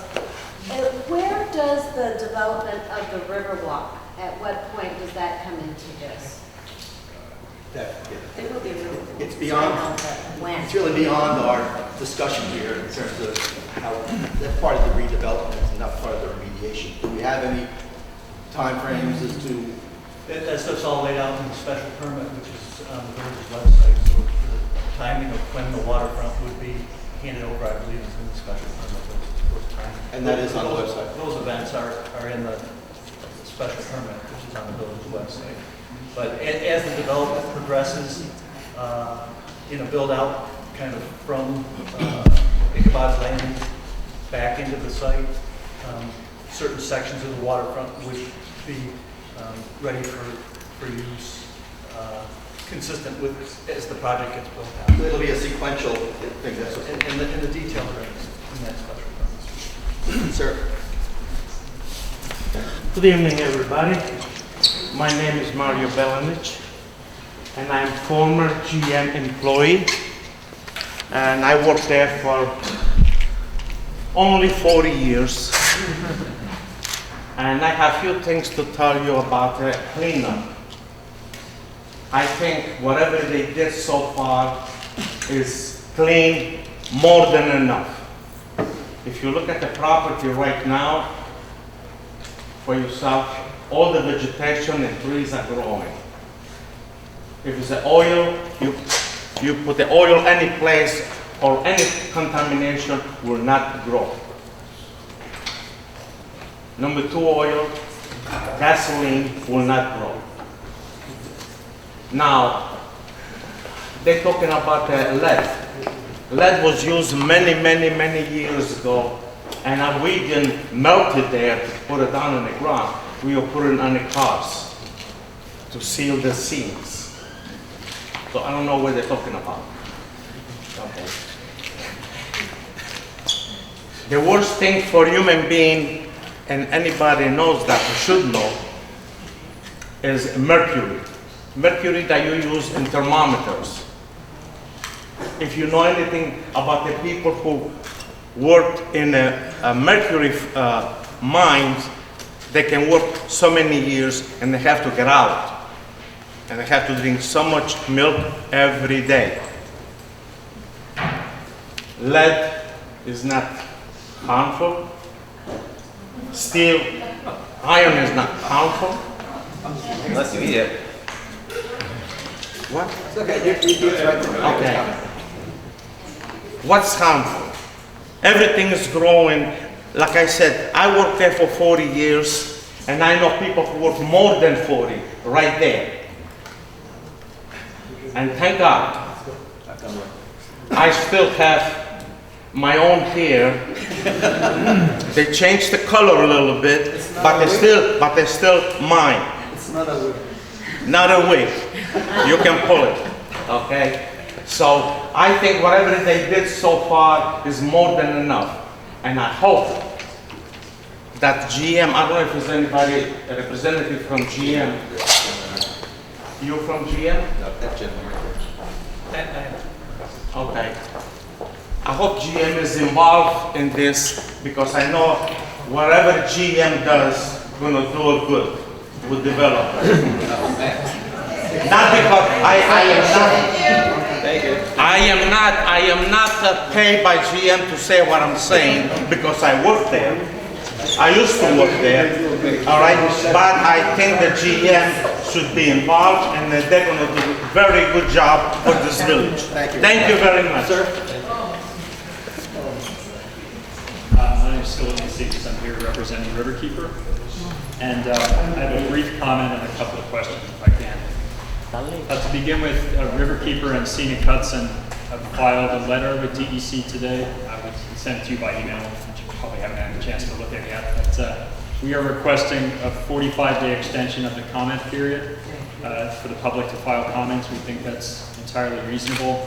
And the reason we're asking for extra time is as we started to review the remedial work plan and the proposed decision document, the information that was put up on the website for this site, we started to read through that, and we ended up requesting additional documents from DEC. We requested the remedial investigation reports and the sediment remedial investigation reports, and I received those yesterday, and those consist of about 1,500 pages of additional information. This is basically a detailed description of all the contamination that's on the site and some of the proposed remedies for the site. So I think given the fact that we have all this information, valuable for the public to go through it. It hasn't been disclosed to the public on the DEC's website as of yet. We appreciate the DEC sharing it with us via email, but to my understanding, it's not on the website for this particular site. So we would, earlier, I'm sorry? We issued a fact sheet in February that indicated to all those recipients that those documents were placed in the document repository. They're on the site. They're not on the website. They're very large PDFs, but certainly my contact information is on that fact sheet, and you can call me and request that on a CD or as I think I provided to you guys through our file transfer system. But those documents were not, there was not a list of documents. These are additional documents we relied on for this proposed remedy that the public can look at. There's no way, I think when the public looks at the website, they see the remedial work plan, they see the proposed decision document, there's not a list of other documents. So I think it's reasonable to assume if you're a layman that those are the documents. Yeah, they're not on the website because they are so large. I understand. Given the framework, how many people in this room have actually been able to review the documents that Mr. Musagas is talking about? Could anyone raise their hands if they've actually reviewed them yet?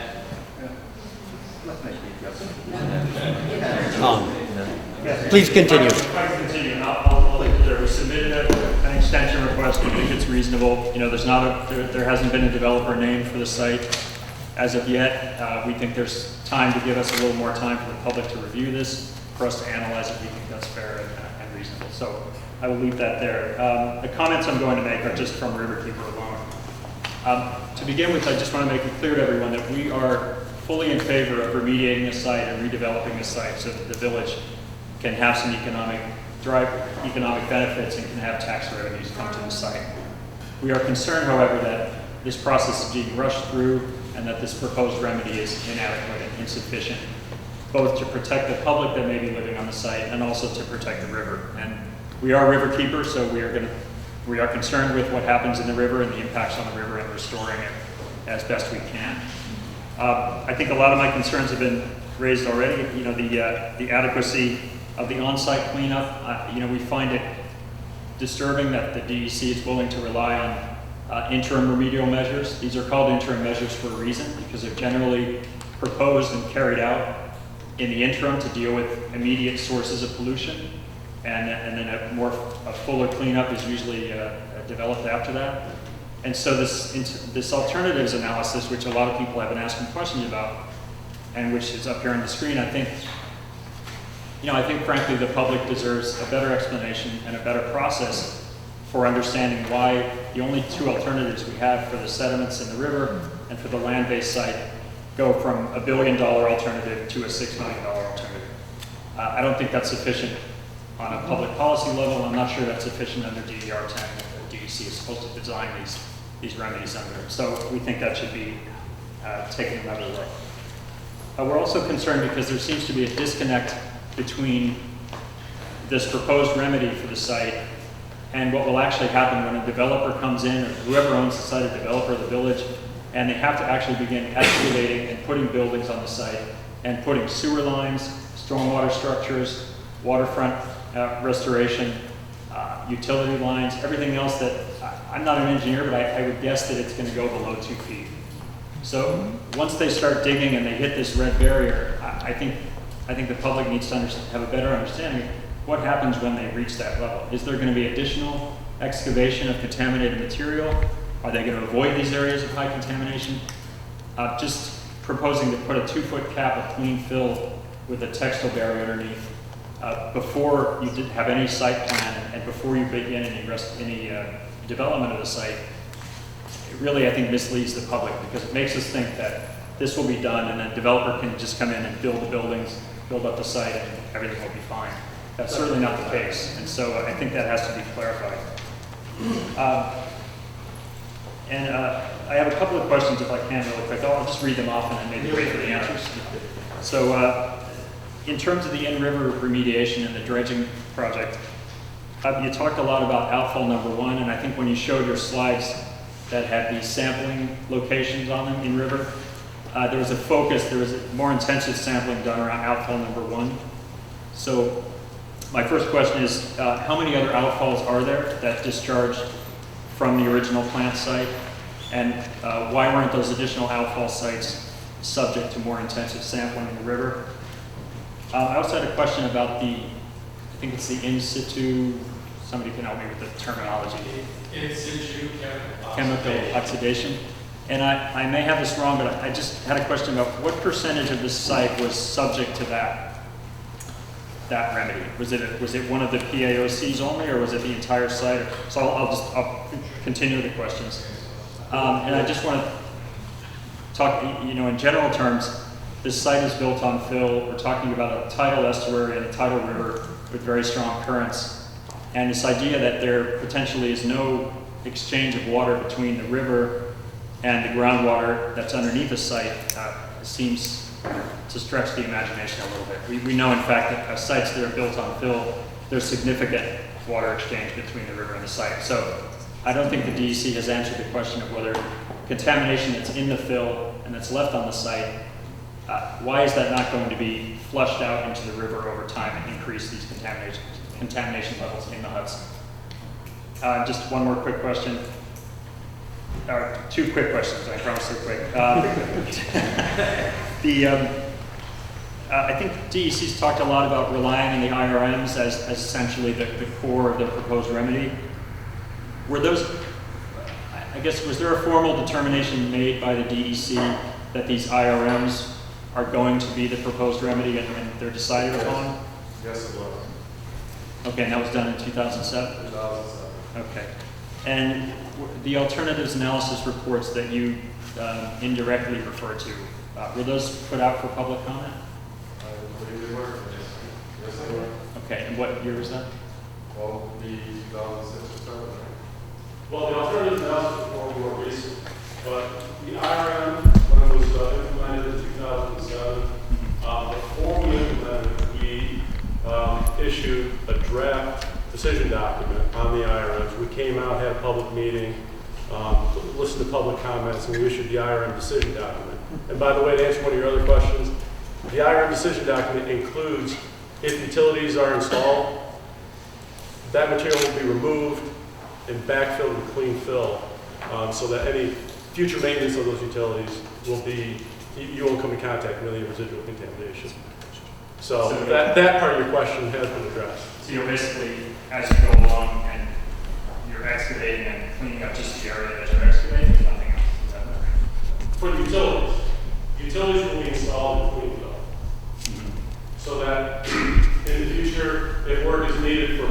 utilities, you're not going to become in contact with residual contamination. Excuse me. And that is documented in the IR decision document. Yeah, I think it even says those utility trenches would be over-excavated. Over-excavated, The barrier demarcation placed area. in the trench, fill would be brought in with bedding, and then the trench or the utility would be installed and then backfilled with more clean fill. So there would be complete isolation from any of the contaminated material that's left behind. But as part of the IR decision document, in the back of it, we talk about different alternatives that we looked at. We talk about what we call a need curve evaluation that was used to help figure out the removal for the lead. And all that information is included in the, I think it's July 2007 IR decision document. Is that available in the repository? Yeah. At the time, I appreciate it, thank you. Just a clarifying question on that. At the time, then you discussed these IRM measures and the IRM decision document. Did DEC make it clear to the public that it was possible that these IRMs were going to become the final remedy for the site? Meeting and wording is also included in the IRM decision document that the IRM will most likely be most of or all of the upland and on-site remediation.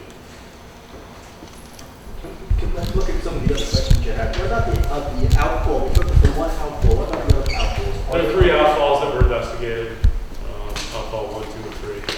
So the other ones were looked at? Yes, they were. Did you end up sampling the same way you did number 1? Yes. And how many outfalls in total were there from the site? There's 3. There were 3 for the entire site? Yes. Does that include the Mechanical River with an indirect outfall? There's no outfalls on the Mechanical River. There's storm drainage that goes to the Mechanical, but not outfalls from industrial processes.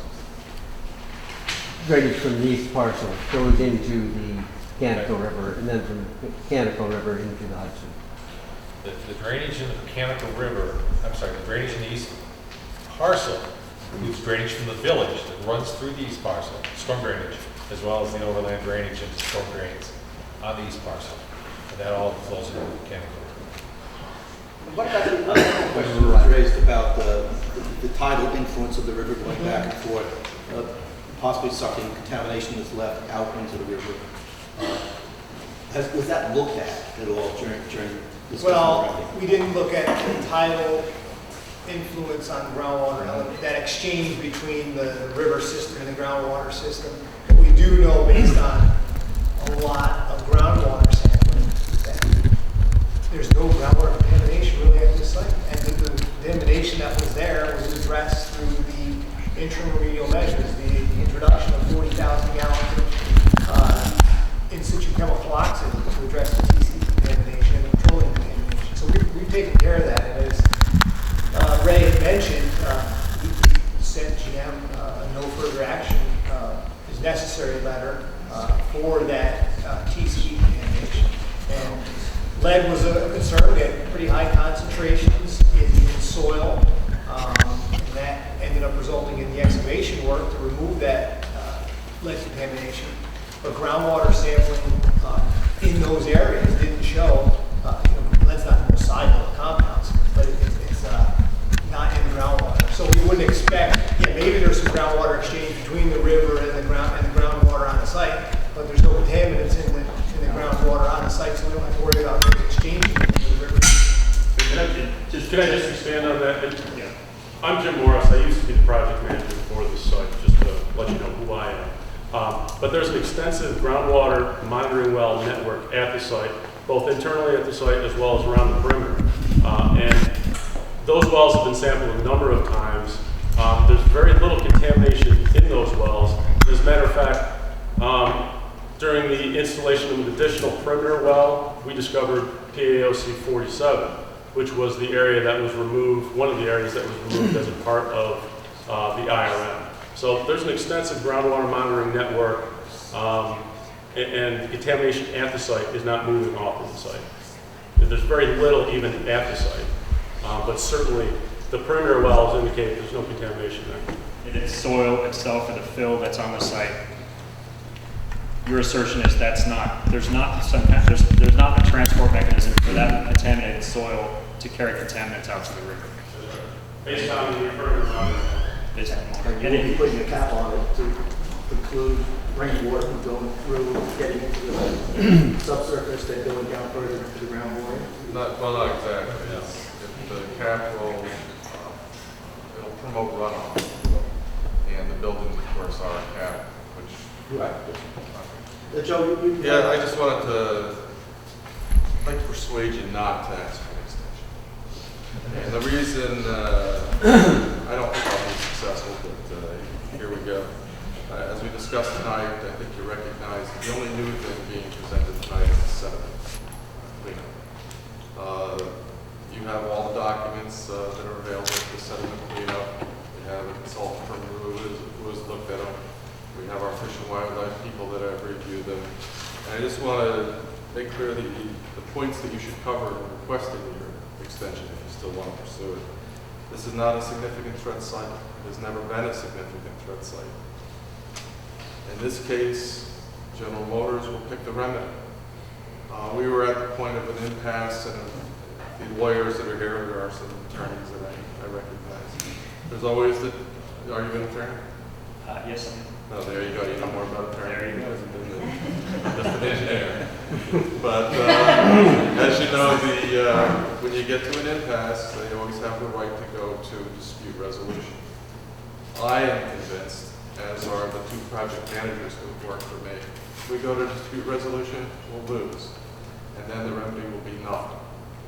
So I think it's, and that's not intended to be a threat, it's just recognizing the facts. There's a downside to pursuing more remedy than we were able to negotiate. So that's, we've pushed GM. We don't know what you negotiated because all we see is two extremes that two ends. Right. We're honest people, we tell them, we looked at other ones. Other ones, 10 acres was 81 million. The ones that Jim looked at was 20 million. What we negotiated was a way to go forward and remove the source where there's a foreseeable use that will be beneficial to the community. The findings of General Motors are clear, right? Their position, and I'm not even going to ask them because I've heard it 1,000 times, is no remedy is necessary. There's no significant difference. Okay?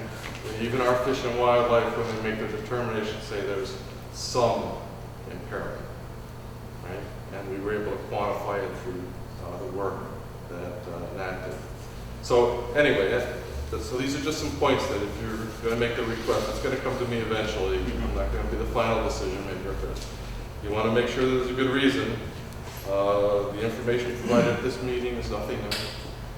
The NRD settlement was a good compromise. The significant differences in impact of the remedy, I think when you look at it, I don't think it's unlikely that you're going to find anything spectacular, as did the root people when they looked at it. The delay in completing may also have a downside. I think the time frame that we saw was that the project will take approximately a year. Is that what I saw? The work in the field really only take 2 months, but there's a lot of preparation that has to go on. We have to do permitting, we have to get a Corps of Engineers permit, and other permits, and Fish and Wildlife have to approve final restoration of the river bottoms. So, you know, there's the project is subject to the process, and we'd like to do it as soon as we can, but I leave it to you. I mean, if the General Motors have a problem with the 1.5 extension for public lands? It's a decision for DEC to make. I think we'll leave it with that. Anyway, there are some downsides to consider. So if you see that there are no downsides in your opinion and you wish to extend it, myself, I'm going to recommend against the extension. But nevertheless, superiors above me have a different opinion. Riverkeeper weighs in at a high level, and we'll let the chips fall where they may.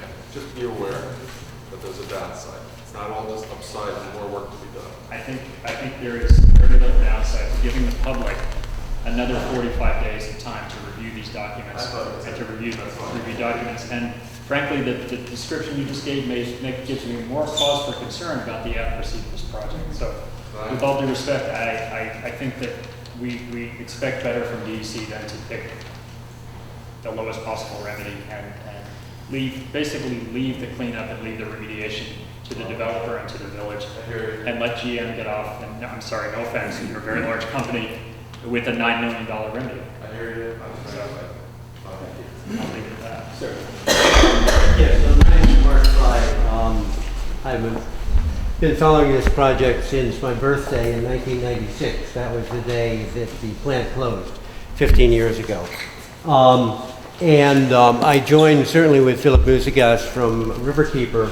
Today I had an awful lot of things to do, but I just printed out the last 100 pages or so of the documents to review them. I also have not had an opportunity to look at the full analysis.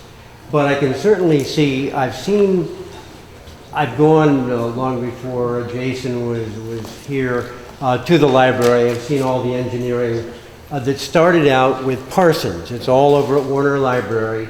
Parsons did 8 or 10 years of investigation, and Arcadis came in. There have been 3 or 4. And I'm surprised when you said you only have 2 feet of documents. I've got at least 6 feet, and Warner Library's got 9 feet at least.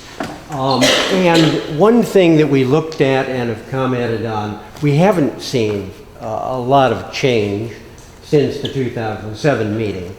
Let me backtrack just a little bit and say thank you all for the fine presentations. It's good to see familiar faces again. Jason, Marie, you've all been very helpful. So it's good to get some of this information out there.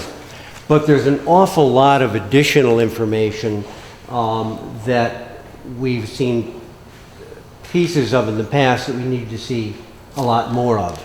There was a long series, the knee of the curve analysis, which is in the Arcadis report, refers to the law of diminishing returns, where you're saying, well, we can get X amount out for $1 million and X amount more for $5 million and X amount, and gradually that curve steepens. However, the economics of this development, it looks like, if memory serves, will build about $650 million worth of product down there, of housing and so forth. It looks like the tax credit, and I just reprinted that, is going to be about $110 million tax credit. And that tax credit is only designed to allow parcels to be developed that would otherwise not be developed. It's a bonanza. So let me see. If I get $110 million direct tax credit, and I represent developers, and I can say in this case, no credit is necessary. If I get $110 million tax credit on the cleanup, and I pay $10 million for the cleanup, well, that's $100 million net profit just on the cleanup.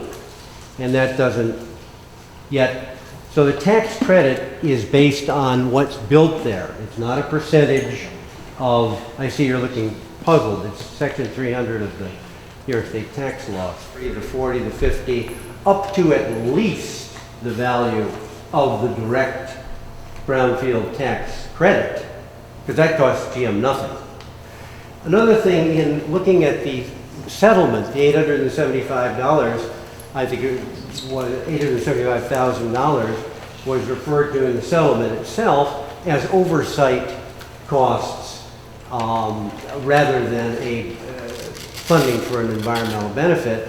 And please correct me if I'm wrong, if Nat Barber is still here. Just left for a second. He'll be back. But it appears that stipulation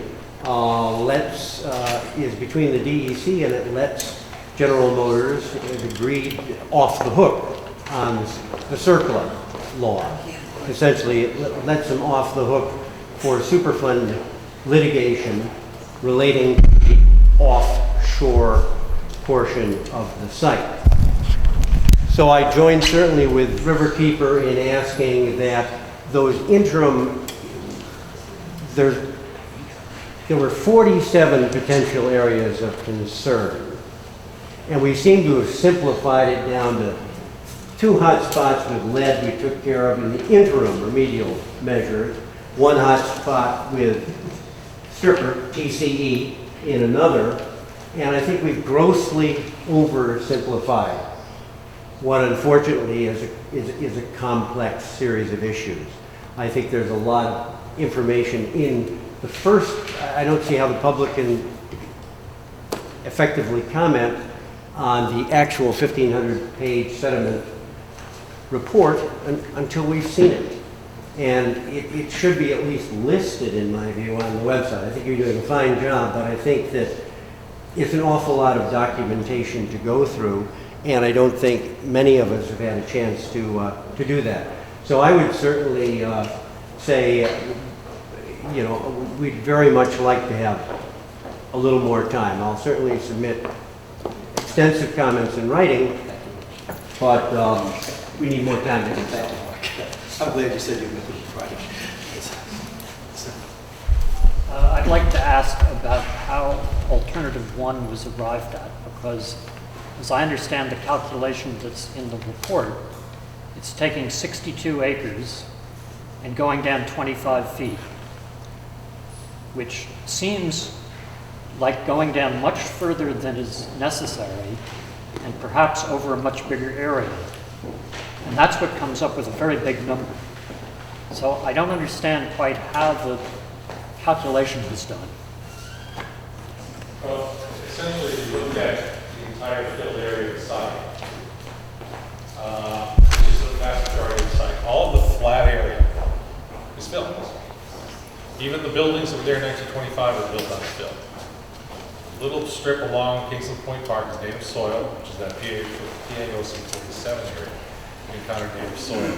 Virtually nowhere else in the flat paved areas of that site.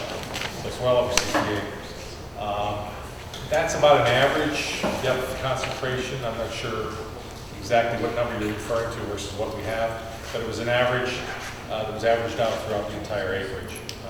There's obviously some deeper sediments that go deeper than 25 feet, and there's some that are probably as shallow as 15. Okay, but there's that much fill all throughout the place. And of course, where the native shoreline was, it would be even a little bit less, just like the slope of any shoreline. So your fill could range from 3 feet at very small rim to 10 to 15 to 20 very quickly, just like the bay would. Yeah, I'm Nick Robinson. I lived with most of the people at the front table for about 10 years working on this when I chaired the planning board in our village. And I want to commend General Motors on several things. One, when the village adopted an ordinance to require the demolition of the huge factory that you saw on the slide, General Motors did so. They did so efficiently, they did so cleanly, they did so with no industrial accidents. I think one tiny incident with somebody hurting their finger. I also think that the interim remedial measures were very effective and done well. I am disappointed that the sediment reports that were done, the sampling that was done, was not disclosed to the public for almost, seems to me, 2 years. The data had been received or had the sampling had been done, but there has been, shall we say, not a very active attempt to share that data with the public so that we could figure out whether these two extremes are the right ones, whether there should be a certain amount of cleanup at every outfall point. In the design of the plan that the village has had, there was going to be a receptivity to, and we require it in our Waterfront Revitalization Act and the state law, the kayaking coming in, boats coming in, fishing going on, fishing piers, lots of contact and interaction with the water and potentially with sediments. So the other outfall points, it seems to me, in any industrial operation are intended to put things out into the water. I think the other experience I've had is that there isn't a lot of contaminated groundwater on this site because it's had umpteen years to wash out. We bleached out the site for a long time. But there is still a flow of water under the site. And whenever you dig into that site, I think the detail is going to be very important because we're going to have to take a look at the requirement that there actually be this utility area that is excavated so that you can put the water mains, the sewer mains, the electrical systems down, and workmen can come and repair them without going through the membrane. And that needs to be very clear in the final report, and I would hope General Motors would agree that that was a very important measure to have and agree to for the protection of the public. The other issue, which I think hasn't been addressed enough, is that during construction, everyone says, oh, the plans will be there. Well, let me tell you, I don't see that yet as a requirement. There's going to be dust. We all know that off of this site, the wind blows fairly nicely, most of the year. It would be a great site for wind turbines. But the point is that dust is going to blow off this site into the village neighborhoods. We happen to be in a neighborhood in which right now the surrounding residences have too much contamination, including lead, that was not remediating when the Mallory battery factory was cleaned up. If we don't have dust suppression systems on the construction at that site, there's going to be contaminated dust in all the neighborhoods around the site, depending on which way the wind is blowing. And you don't fill in all of that bay, Slapper and Haven Bay, with the ash from the Con Ed incinerators and from the New York City garbage incinerators without having lots of different contaminants mixed into what is not soil. It's ash and it's a landfill. And therefore, while the whole purpose of a brownfield system is to say we'll never clean it up for the economic reasons that we're carefully suggesting, but we have to encapsulate it very carefully. We have to make sure it's encapsulated. And how that is done, that's the devil in the details. How that is done is whether we're going to have protection in our neighborhoods or not. I think it would be wonderful for General Motors to agree that all of the fill that's dredged out of all those utility lines and sub-areas is taken out by rail. They agreed to do that the last time. It was very successfully done. It was efficiently done. On this business of plantings, it's true, little trees are growing down there now, but that's not what we will need if we want to have all of the trees that were laid out in the development plan, which are going to be large, big trees. In fact, the plan was to have it look like the trees at Kingsland Point Park, which is on bedrock and native soil. To do that, you have to dig out large amounts of the ash and put in fill that you can then plant a tree in, so that if there's another little hurricane down there, when the trees fall over, they're not kicking up all the ash again and breaking the membrane. So all of these details, I think, really need to be spelled out in the final plan. On the question of timing, when the large documentation was put in Warner Library, the librarians didn't make it accessible to the public right away because they had to catalog it. So there was some time before that ever happened. And the ones in Village Hall are not open on the weekend. So anyone who wants to work and then go and see it doesn't see it. And a trip to New Paltz is a lovely trip. I really like New Paltz. But on the other hand, you don't go up there to spend hours reading 5,000 pages of documents. So I do think there is something to your public participation plan that needs to be looked at for maybe future efforts too, and making sure that this kind of documentation is accessible to everyone. I'm hopeful that we can work together to get over this next phase and move beyond it. But I think, and I'm grateful to the trustees for and the mayor for the careful attention that they're giving to this. And we really need to look at whether all the details I've just referenced are going to be covered and included in the final report. Thank you. Will you be putting something in writing too? Please. The resident of Iqbal's Landing, just kind of to mimic a little bit of what he just said, I am concerned and would like to hear a little bit more in greater detail of what is being done or what will be done to protect residents, such as myself, who live very close to the future development site, during cleanup and during the new development of the site. Okay, you want to talk about site management plan? All these sites where we do these type of remediations, the Department of Health requires that they have this community air mine plan for the protection of the nearby communities. Because a lot of times this work is being conducted in close proximity to homes and businesses, and we don't want anybody being unnecessarily exposed to dust. So the community air monitoring plan will incorporate monitoring of particulates, which would be the dust, which would be the biggest concern here, and for volatiles. If there was anything volatile, contaminant in the soil and they're moving it, they'd also monitor for that. And they'd have several stations set up around the area, more than several. They do an upwind, and they do, they have, well, I'm not going to get into the worker health and safety because I'm more concerned about the community, but the worker health and safety has their own air monitoring plan. These are the people that are working in these areas. They're monitored, and then now you have the community air monitoring plan. So they're monitored, let's see, they do a 15-minute average reading. We'll get continual readings. There's contingency measures. There's an action level. If they exceed, that would institute some type of measure of wetting down. If the dust exceeded a level, they'd wet the area down. If odors were detected, they would address the odors. Work would stop temporarily till that was addressed. The readings went back to normal, and then they can continue their work. And if it's exceeded for a longer period of time, then work would cease until they could come up with a remedy to mitigate that. I guess just two questions on that.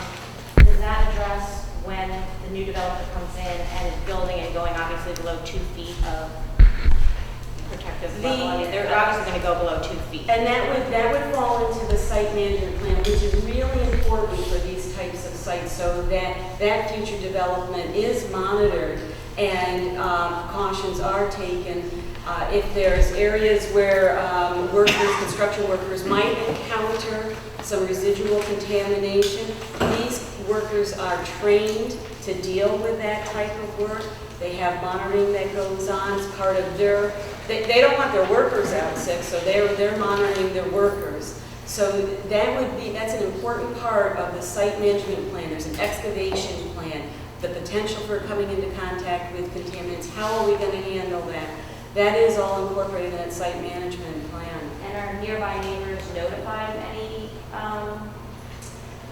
possibility that contaminants have gotten into the air? And are you notified, or is it just work and cease for a few hours? Well, what we want to see is that nothing gets out to the community. That's why we have these action levels, which is lower than the level that work would cease. So if they reached an action level, they have to take measures to stop the work, determine what's causing the problem, mitigate it before they can continue. So that would be before anything left the site. Also, as I understand, the air monitors are set at very sensitive levels, much lower than you'd have to worry about if there was a health. That's correct. And then also you would also have individuals continually walking around the site with handheld instruments, continually monitoring that information. And that information is provided to the state, to me, and can also be provided to the village's engineer. And then you can see that data. You can see that for sure. And just to add to that, during the IRM, it was implemented in 2007, there was a community air monitoring plan in place. There were air monitoring stations that were located up gradient as well as down gradient, and it was implemented well during the IRM, and we expect the same thing during remediation, full remediation. Sir? I have some questions about responsibility for the liability for residual pollution. In 2007, when the IRM was being designed and when it was subject to a public hearing, there were environmental easements, I believe, in the findings, which I believe meant that General Motors had retained some of this liability. I wanted to ask, first of all, just whether that was actually the case in 2007. The IRM in 2007 called for site-wide measures, which included the eventual placement of environmental easements. Those easements haven't been placed yet, but those provisions will be a part of this. The environmental easements are the responsibility of the owner and stay with the property. But my question is about, there was when General Motors sued the village after the adoption of the findings, I believe the judge struck part of the agreement on the grounds that it had not been negotiated. The General Motors had not agreed to retaining any residual pollution. I mean, is anyone who was on the legal team, I think, remember? And Nothing to the effect that state law takes precedence that the responsibility of the village and GM. Is that what you're referring to? yeah, I mean, basically, the village wanted GM to keep some liability for future for pollution effects. Okay, and what I'm getting at is now, if the judge struck this, then the village will be responsible on lands that are managed by the public. Is this correct? I mean, No, it really would depend on what the final remedy is and, where the responsibilities fall. what I'm getting at is that it's a pretty significant change in the sense that if the public or the village may have a different opinion on what the level of cleanup should be if they think that someone else is responsible for paying for it. Also, the village, in issuing the special permit, seems to be obligated to actually perform the remedial actions, to actually implement the cap and actually implement the methane venting. This is in the document. And my question is, what is the relationship of the village here if the village is now going to be retaining liability for future pollution under all the public areas in general, and is also actually doing the work? What is the relationship between the village and the DEC here, given that? The revenue, the environmental easement elements you're talking about are the responsibility of the owner of the property. Excuse me, could you stand up and speak a little louder? The elements that you're talking about are the environmental easement, and you don't have to go out there. These are the responsibility of the environmental easement that are upon the owner of the property. Whoever that is. Whoever it is. Runs with them. So for clarification, the east parcel is scheduled, those 24 acres, to be donated to the village of Sleepy Hollow, and then a portion. Mark, that's incorrect. Oh. So I'm going to ask you guys to, and tonight's really not the time to go through the entire special permit, but I would ask you guys to read the special permit and pay really close attention to the language that the village and General Motors built into the transfer of those properties. The village may be the recipient of that land, but the village may also designate who will take that land. And that is part of the special permit, and it's critical that when people stand up and speak tonight, that you actually read the documents before you make assertions about what was or wasn't done in these documents. So I don't want to go into the special permit tonight, but I ask you guys, if you're going to say something about it, read it first. Read it carefully. Since you negotiated that agreement, I think you should, and you have brought it up, I think you should explain it to the public. 100 times? I mean,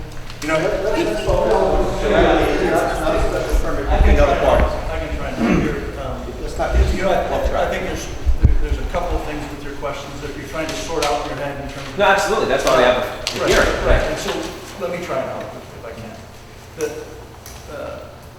The DEC's obligation with regard to the brownfield cleanup doesn't get into specifics about contractual agreements between GM and the village. And so some of your questions have to do with the contractual agreements between GM and the village in terms of who's going to be responsible and when.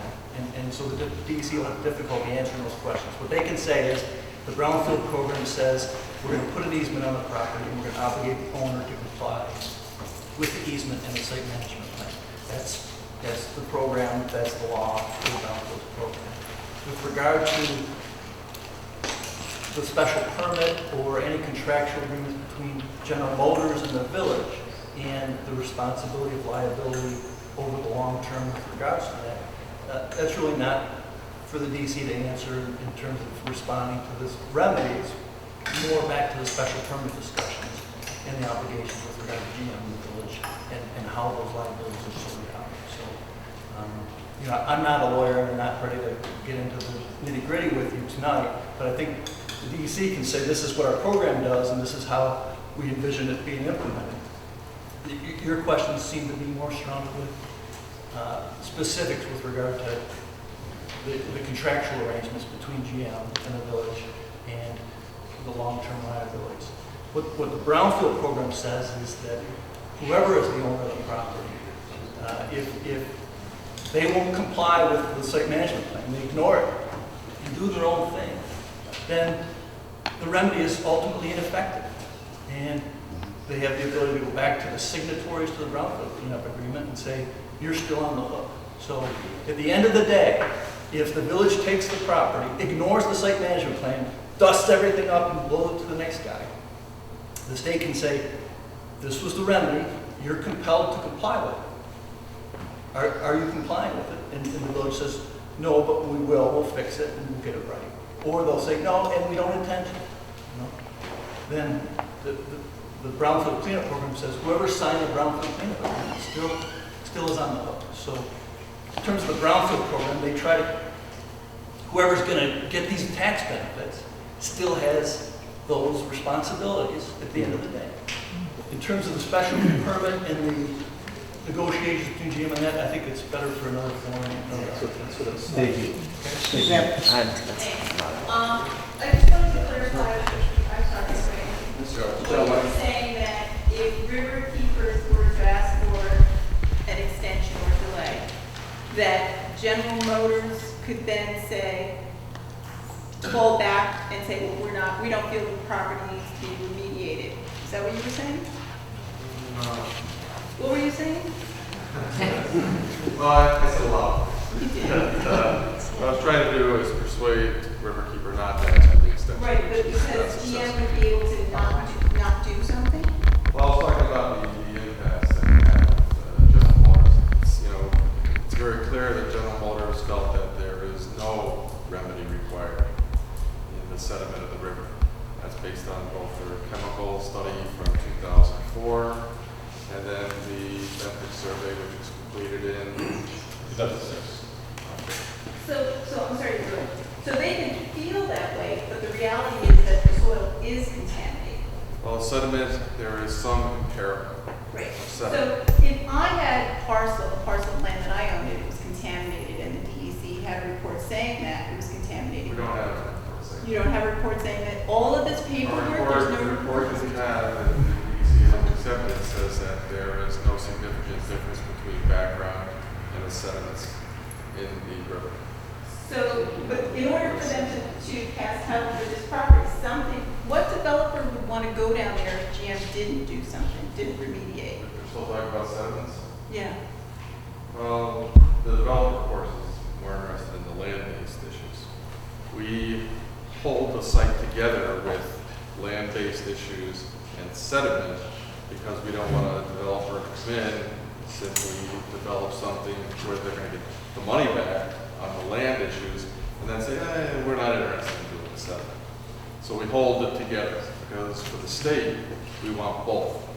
We want sediment to be addressed as well as the land to be returned to productive use and the cleanup appropriate for that. So when GM's saying that they don't feel it needs to be, they're talking about the sediment in the water. Sediment. So they don't want to disturb the water. They say there's no reason. That's what of course, they would say that. Right. So what we've said is that we came to a way to let the projects move forward. And doing that, we came to a reasonable situation where we went to the natural resource damages and we settled those first. That gave us what is some impairment mean. And then we went after the source area because the source area is associated with a foreseeable use where people will be in that area and we're going to spend that reasonable amount of money, what we think is a reasonable amount of money, the $3.7 million to clean up that area and make it useful to the public. And one thing, I guess I'm just not making myself clear, is that I kind of explained why we've limited to one real alternative on the set. That's what we came up with to allow the project to move forward.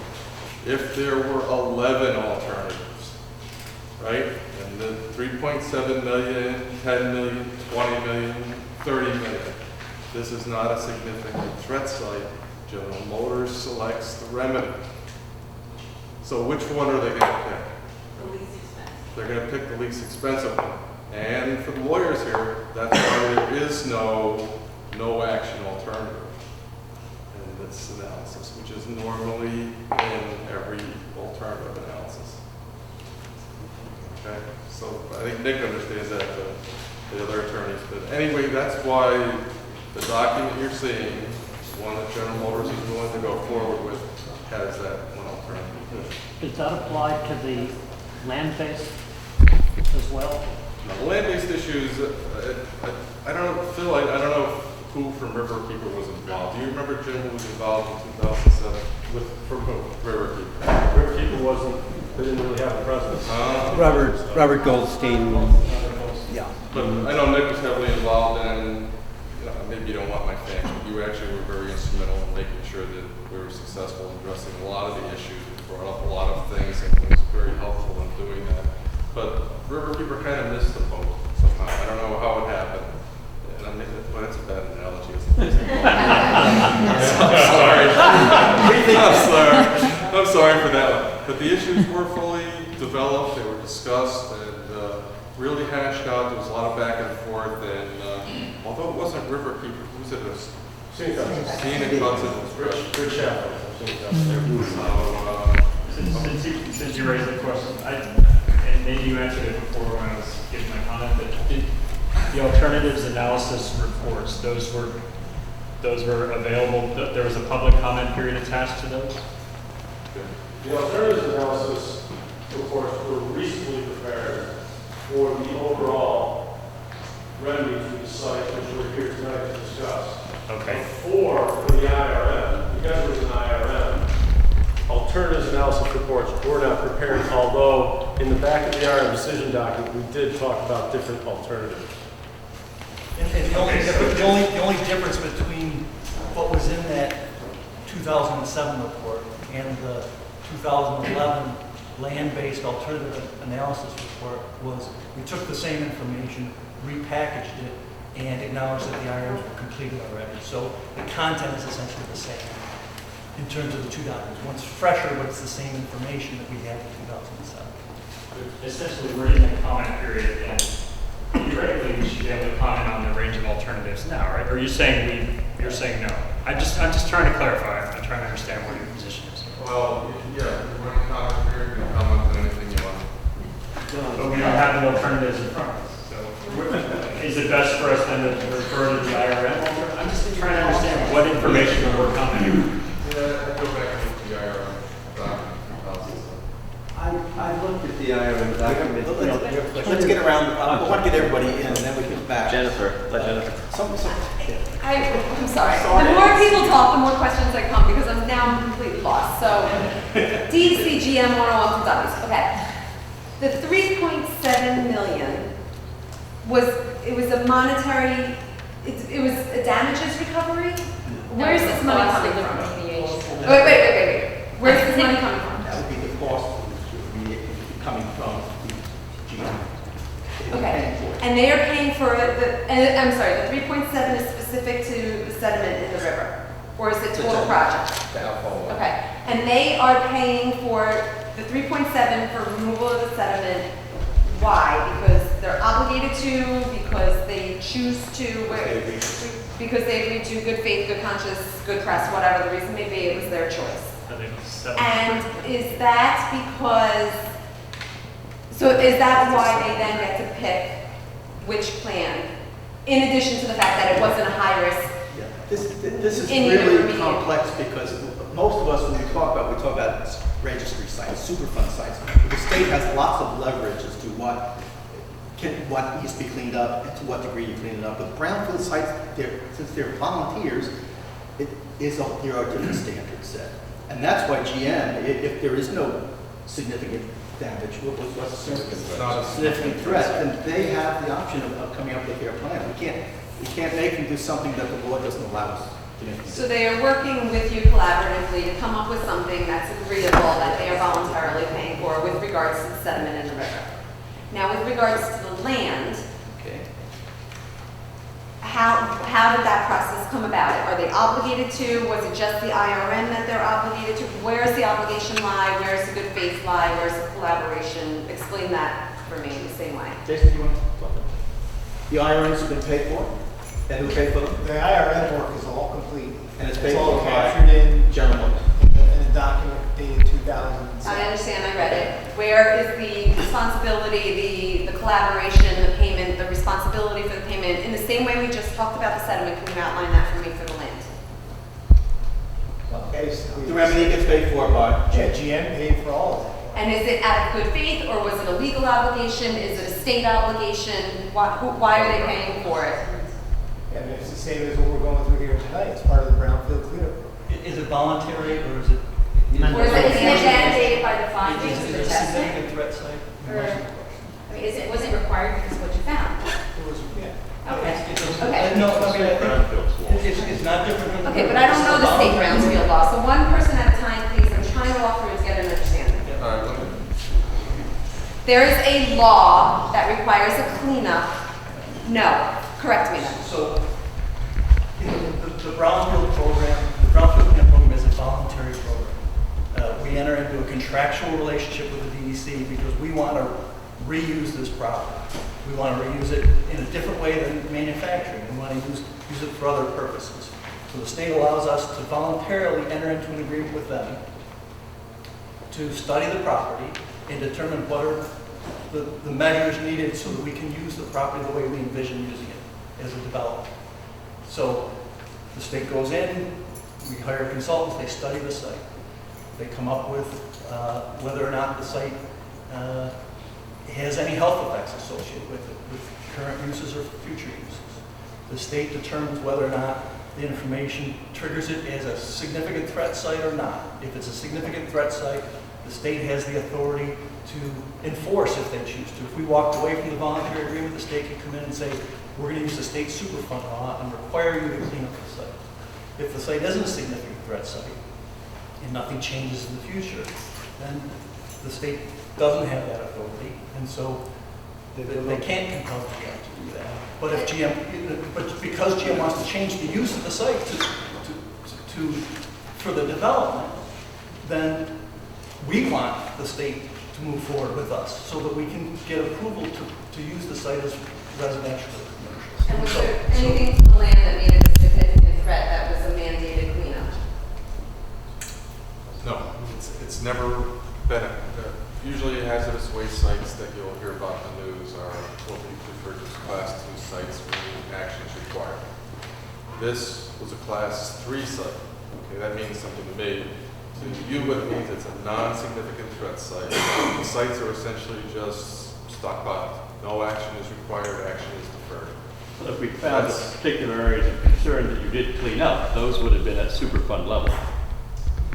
Right, if there was a... But it's not. It's not. At this point, it's not. I just want to move this forward. I'm sorry. But so we didn't reach that point. It's not significant. We're at a point now where GM has worked with DEC and other representatives of environmental organizations. You have worked collaboratively to come up with a plan that you are presenting to us that we can comment on, and that you are voluntarily, you GM voluntarily would be funding the remediation pursuant to this plan. So then my next question is, what is the process then that we should be following? Because you have all of you have documents available to the public for review. You have a comment period, that's where we're in right now. Comment period only has a week left. Whether you extend the comment period or not, let's assume for this conversation you don't. What are the next steps that the public needs to be aware of? Like you said that there has to be a public acceptance of the plan. How does that happen? What happens if they don't accept it? If they don't want to accept it, how don't they accept it? Like, can you just walk us through from tonight to the end of the process? Sure. Louder, please. It's a good question. Louder, please. Can you ask the microphone? Take a mic. The mic's turned off.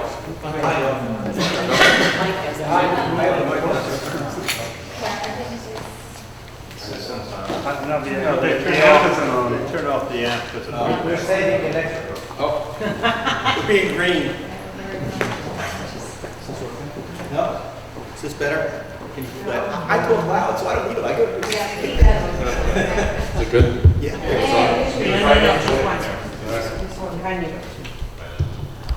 This one would. Okay.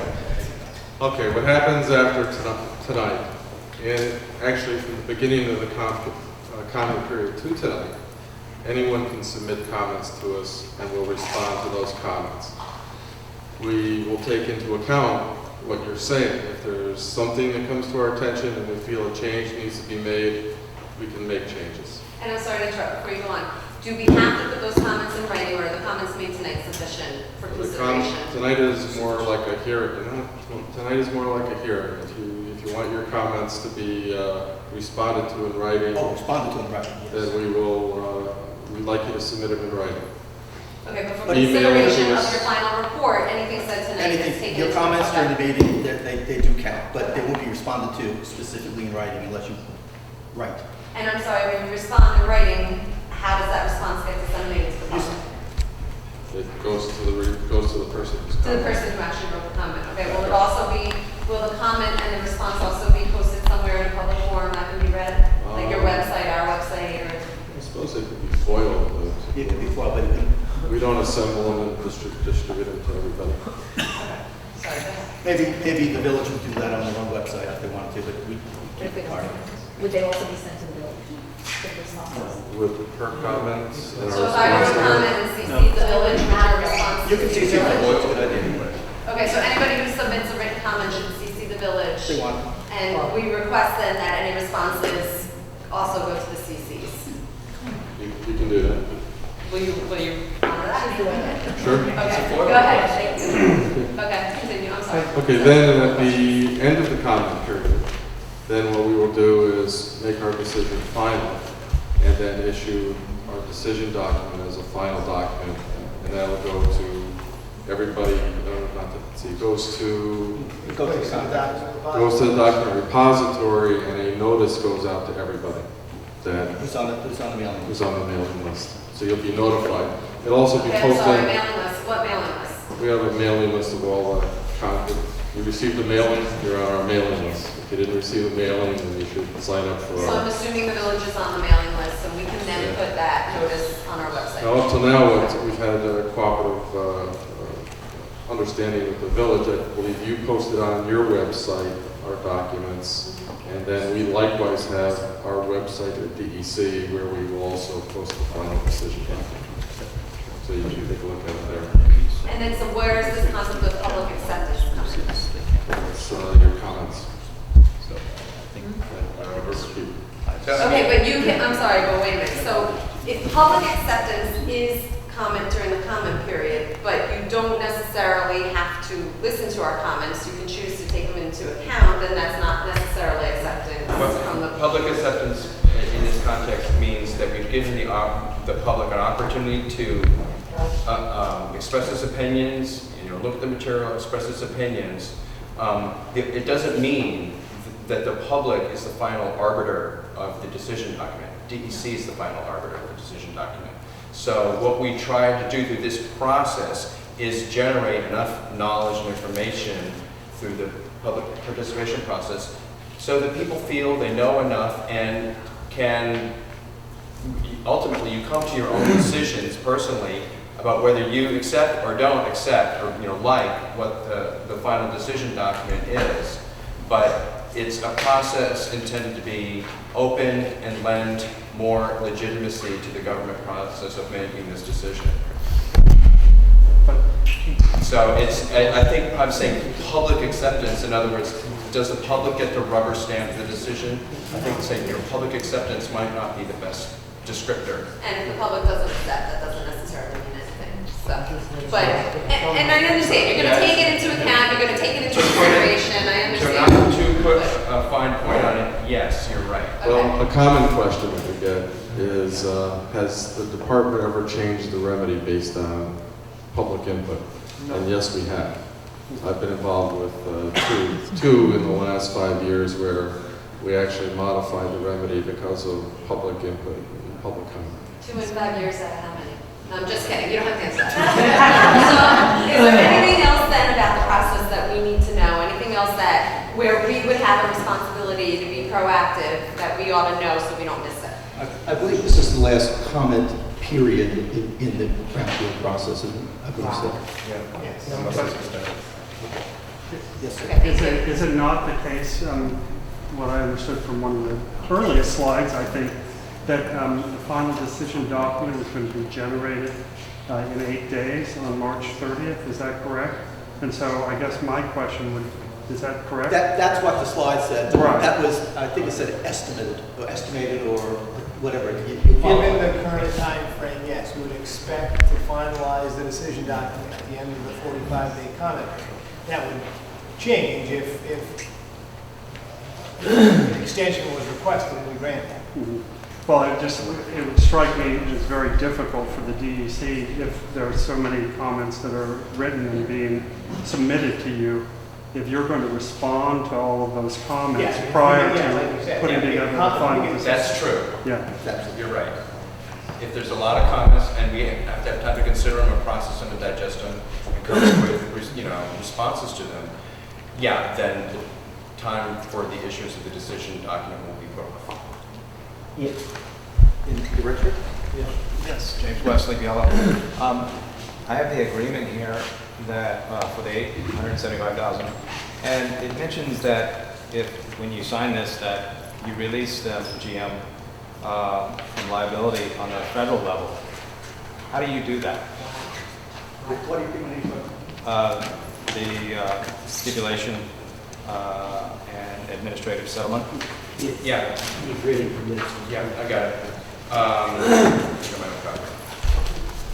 Because you're on the state level, how do you release it from the federal level? Because it's what we are releasing them from is liability to New York State as a trustee of natural resources. And New York State's a role and status as a trustee of natural resources in this particular case is under federal law.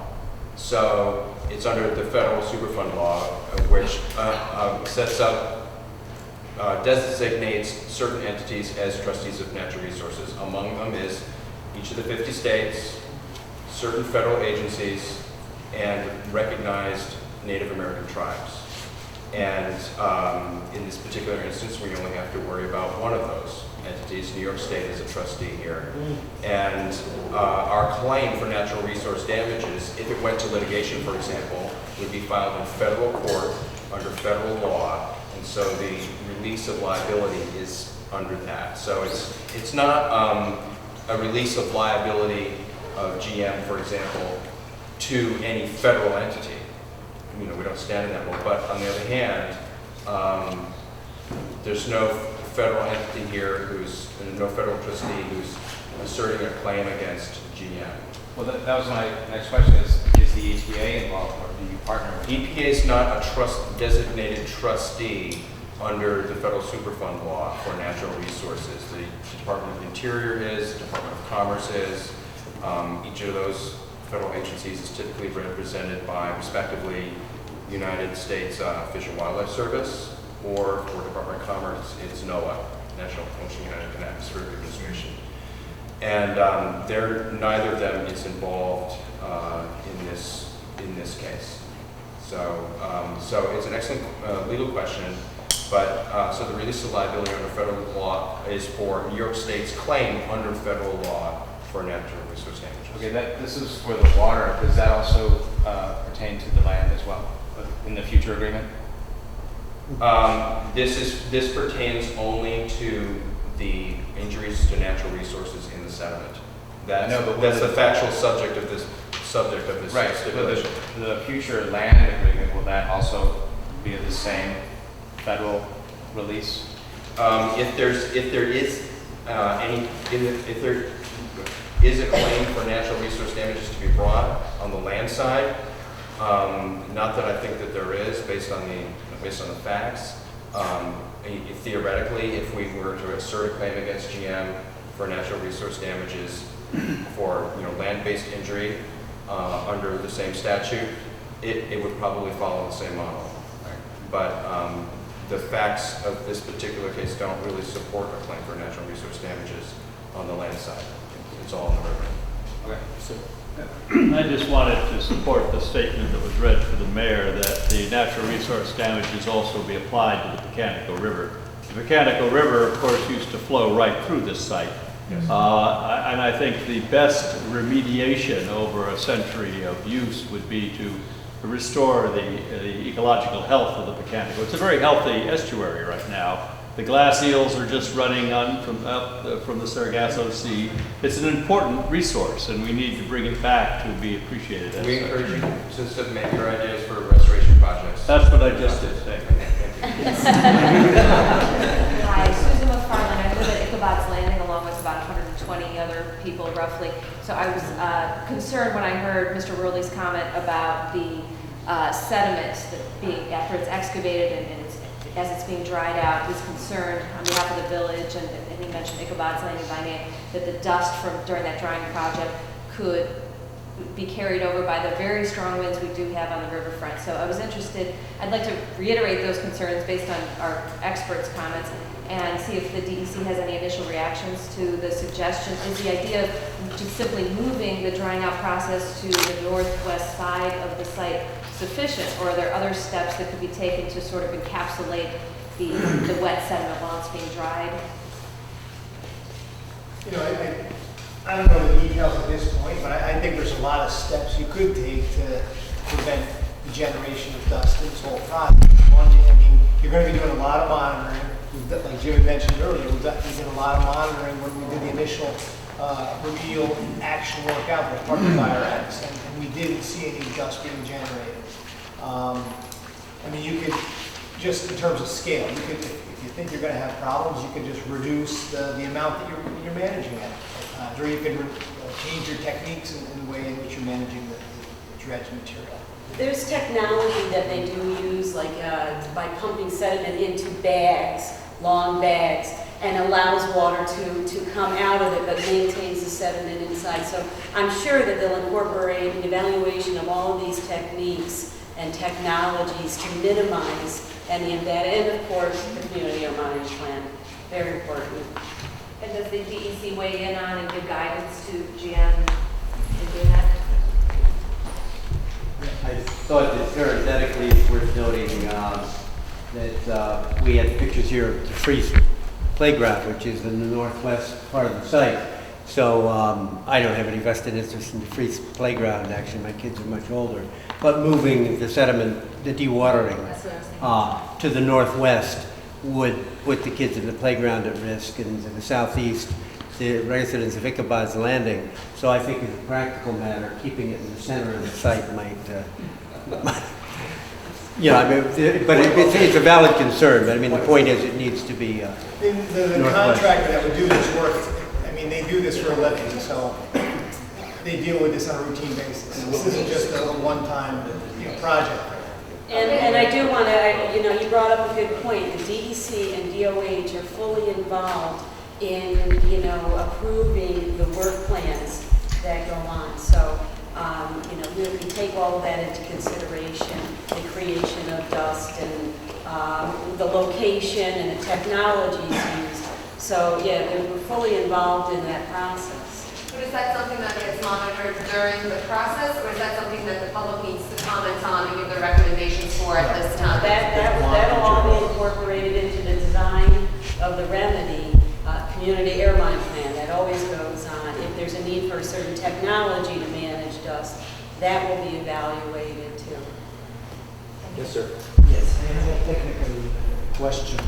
The untreated, contaminated area on the site will be capped with an impermeable membrane, I understand, then topped with 2 feet of compacted soil, correct? No, the barrier cap will not be designed so it's impermeable. It's not like a landfill type cap. Okay, so it's not impermeable. That's correct. I mean, the pavement and sidewalks, buildings are essentially impervious. My concern is you have 2 feet of soil on. Would that be eroded, for example, with water runoff caused by a 100-year storm? Who's going to be in charge of maintaining the 2 feet? Who's going to monitor and keep checking? Because, you know, 2 feet of topsoil may end up being 1 foot or less in That the long would be the run. responsibility of the owner of the property to make sure that And there is an oversight. cover is maintained over time. Who's policing that? The DEC would require periodic certifications Again, that's part of the site management plan, that those, they call them engineering controls, the buildings, pavements. A low permeability cap on top of the whole site and then maintain that over time. And manage the water that doesn't. That would be problematic, I would say. Because the site sits low, You're generating more runs runoff. from the village, where is it gonna go? Yeah, you're generating more runoff. So, but I guess, so it hasn't been estimated, I guess, in your documents presently. No, it wasn't included. Okay. As far as, and I'm sorry, I came in late, on-site monitor, is that going to be the GM consultant, or is DEC going to have an on-site monitor during construction? During the remediation program, during the cleanup work, Yes, remediation. that would be, GM would hire a consultant to do the work and implement that monitoring program, but we would be providing oversight to make sure it's in compliance with the work plan that we approved. And, yeah, and we also approve that monitoring plan. They can't just do whatever they want. But if there's a generic monitoring plan that we always provide to responsible parties. So we review and approve the plan. How frequently would you be doing site visits during construction to observe, during remediation to observe remediation? A DEC engineer. During the IRM, myself and the construction inspector from the Region 3 office, it was as close to 100% as we could during intrusive activities. So we're down, I would estimate during the IRM, during intrusive activities, we were here 4 out of 5 days during the week. And I guess the plan, you will have contact information available for residents to contact either, whoever you're. I'll talk to the past, and then basically talk to the present. Okay. Will DC make available contact information for residents or, residents primarily to contact if they have concerns about dust, winds, etc.? Sure. Right. We've already made our company pretty available with mailing the fact sheets to adjacent property owners, people that have come to meetings in the past that have put their contact information on the, be placed on the mailing list. Certainly the village folks will know who in the DEC, the DOH, they should get in contact with. And I think just contemporaneously that's important. If it is very windy, and you take a sample, you'd like a response within a reasonable time frame. As far as the vapor intrusion mitigation measures, is that going to be positive ventilation or is that going to be passive ventilation? That will be subslab pressurization systems and active. There'll be some testing prior to occupancy of the buildings. I do want to point out that, as far as the VOCs, they're very limited on the site. But as a precaution, we're putting, the requirement is in the design of the buildings that there's active systems and they need to be tested prior to occupancy. And that was part of the IRM decision document as well.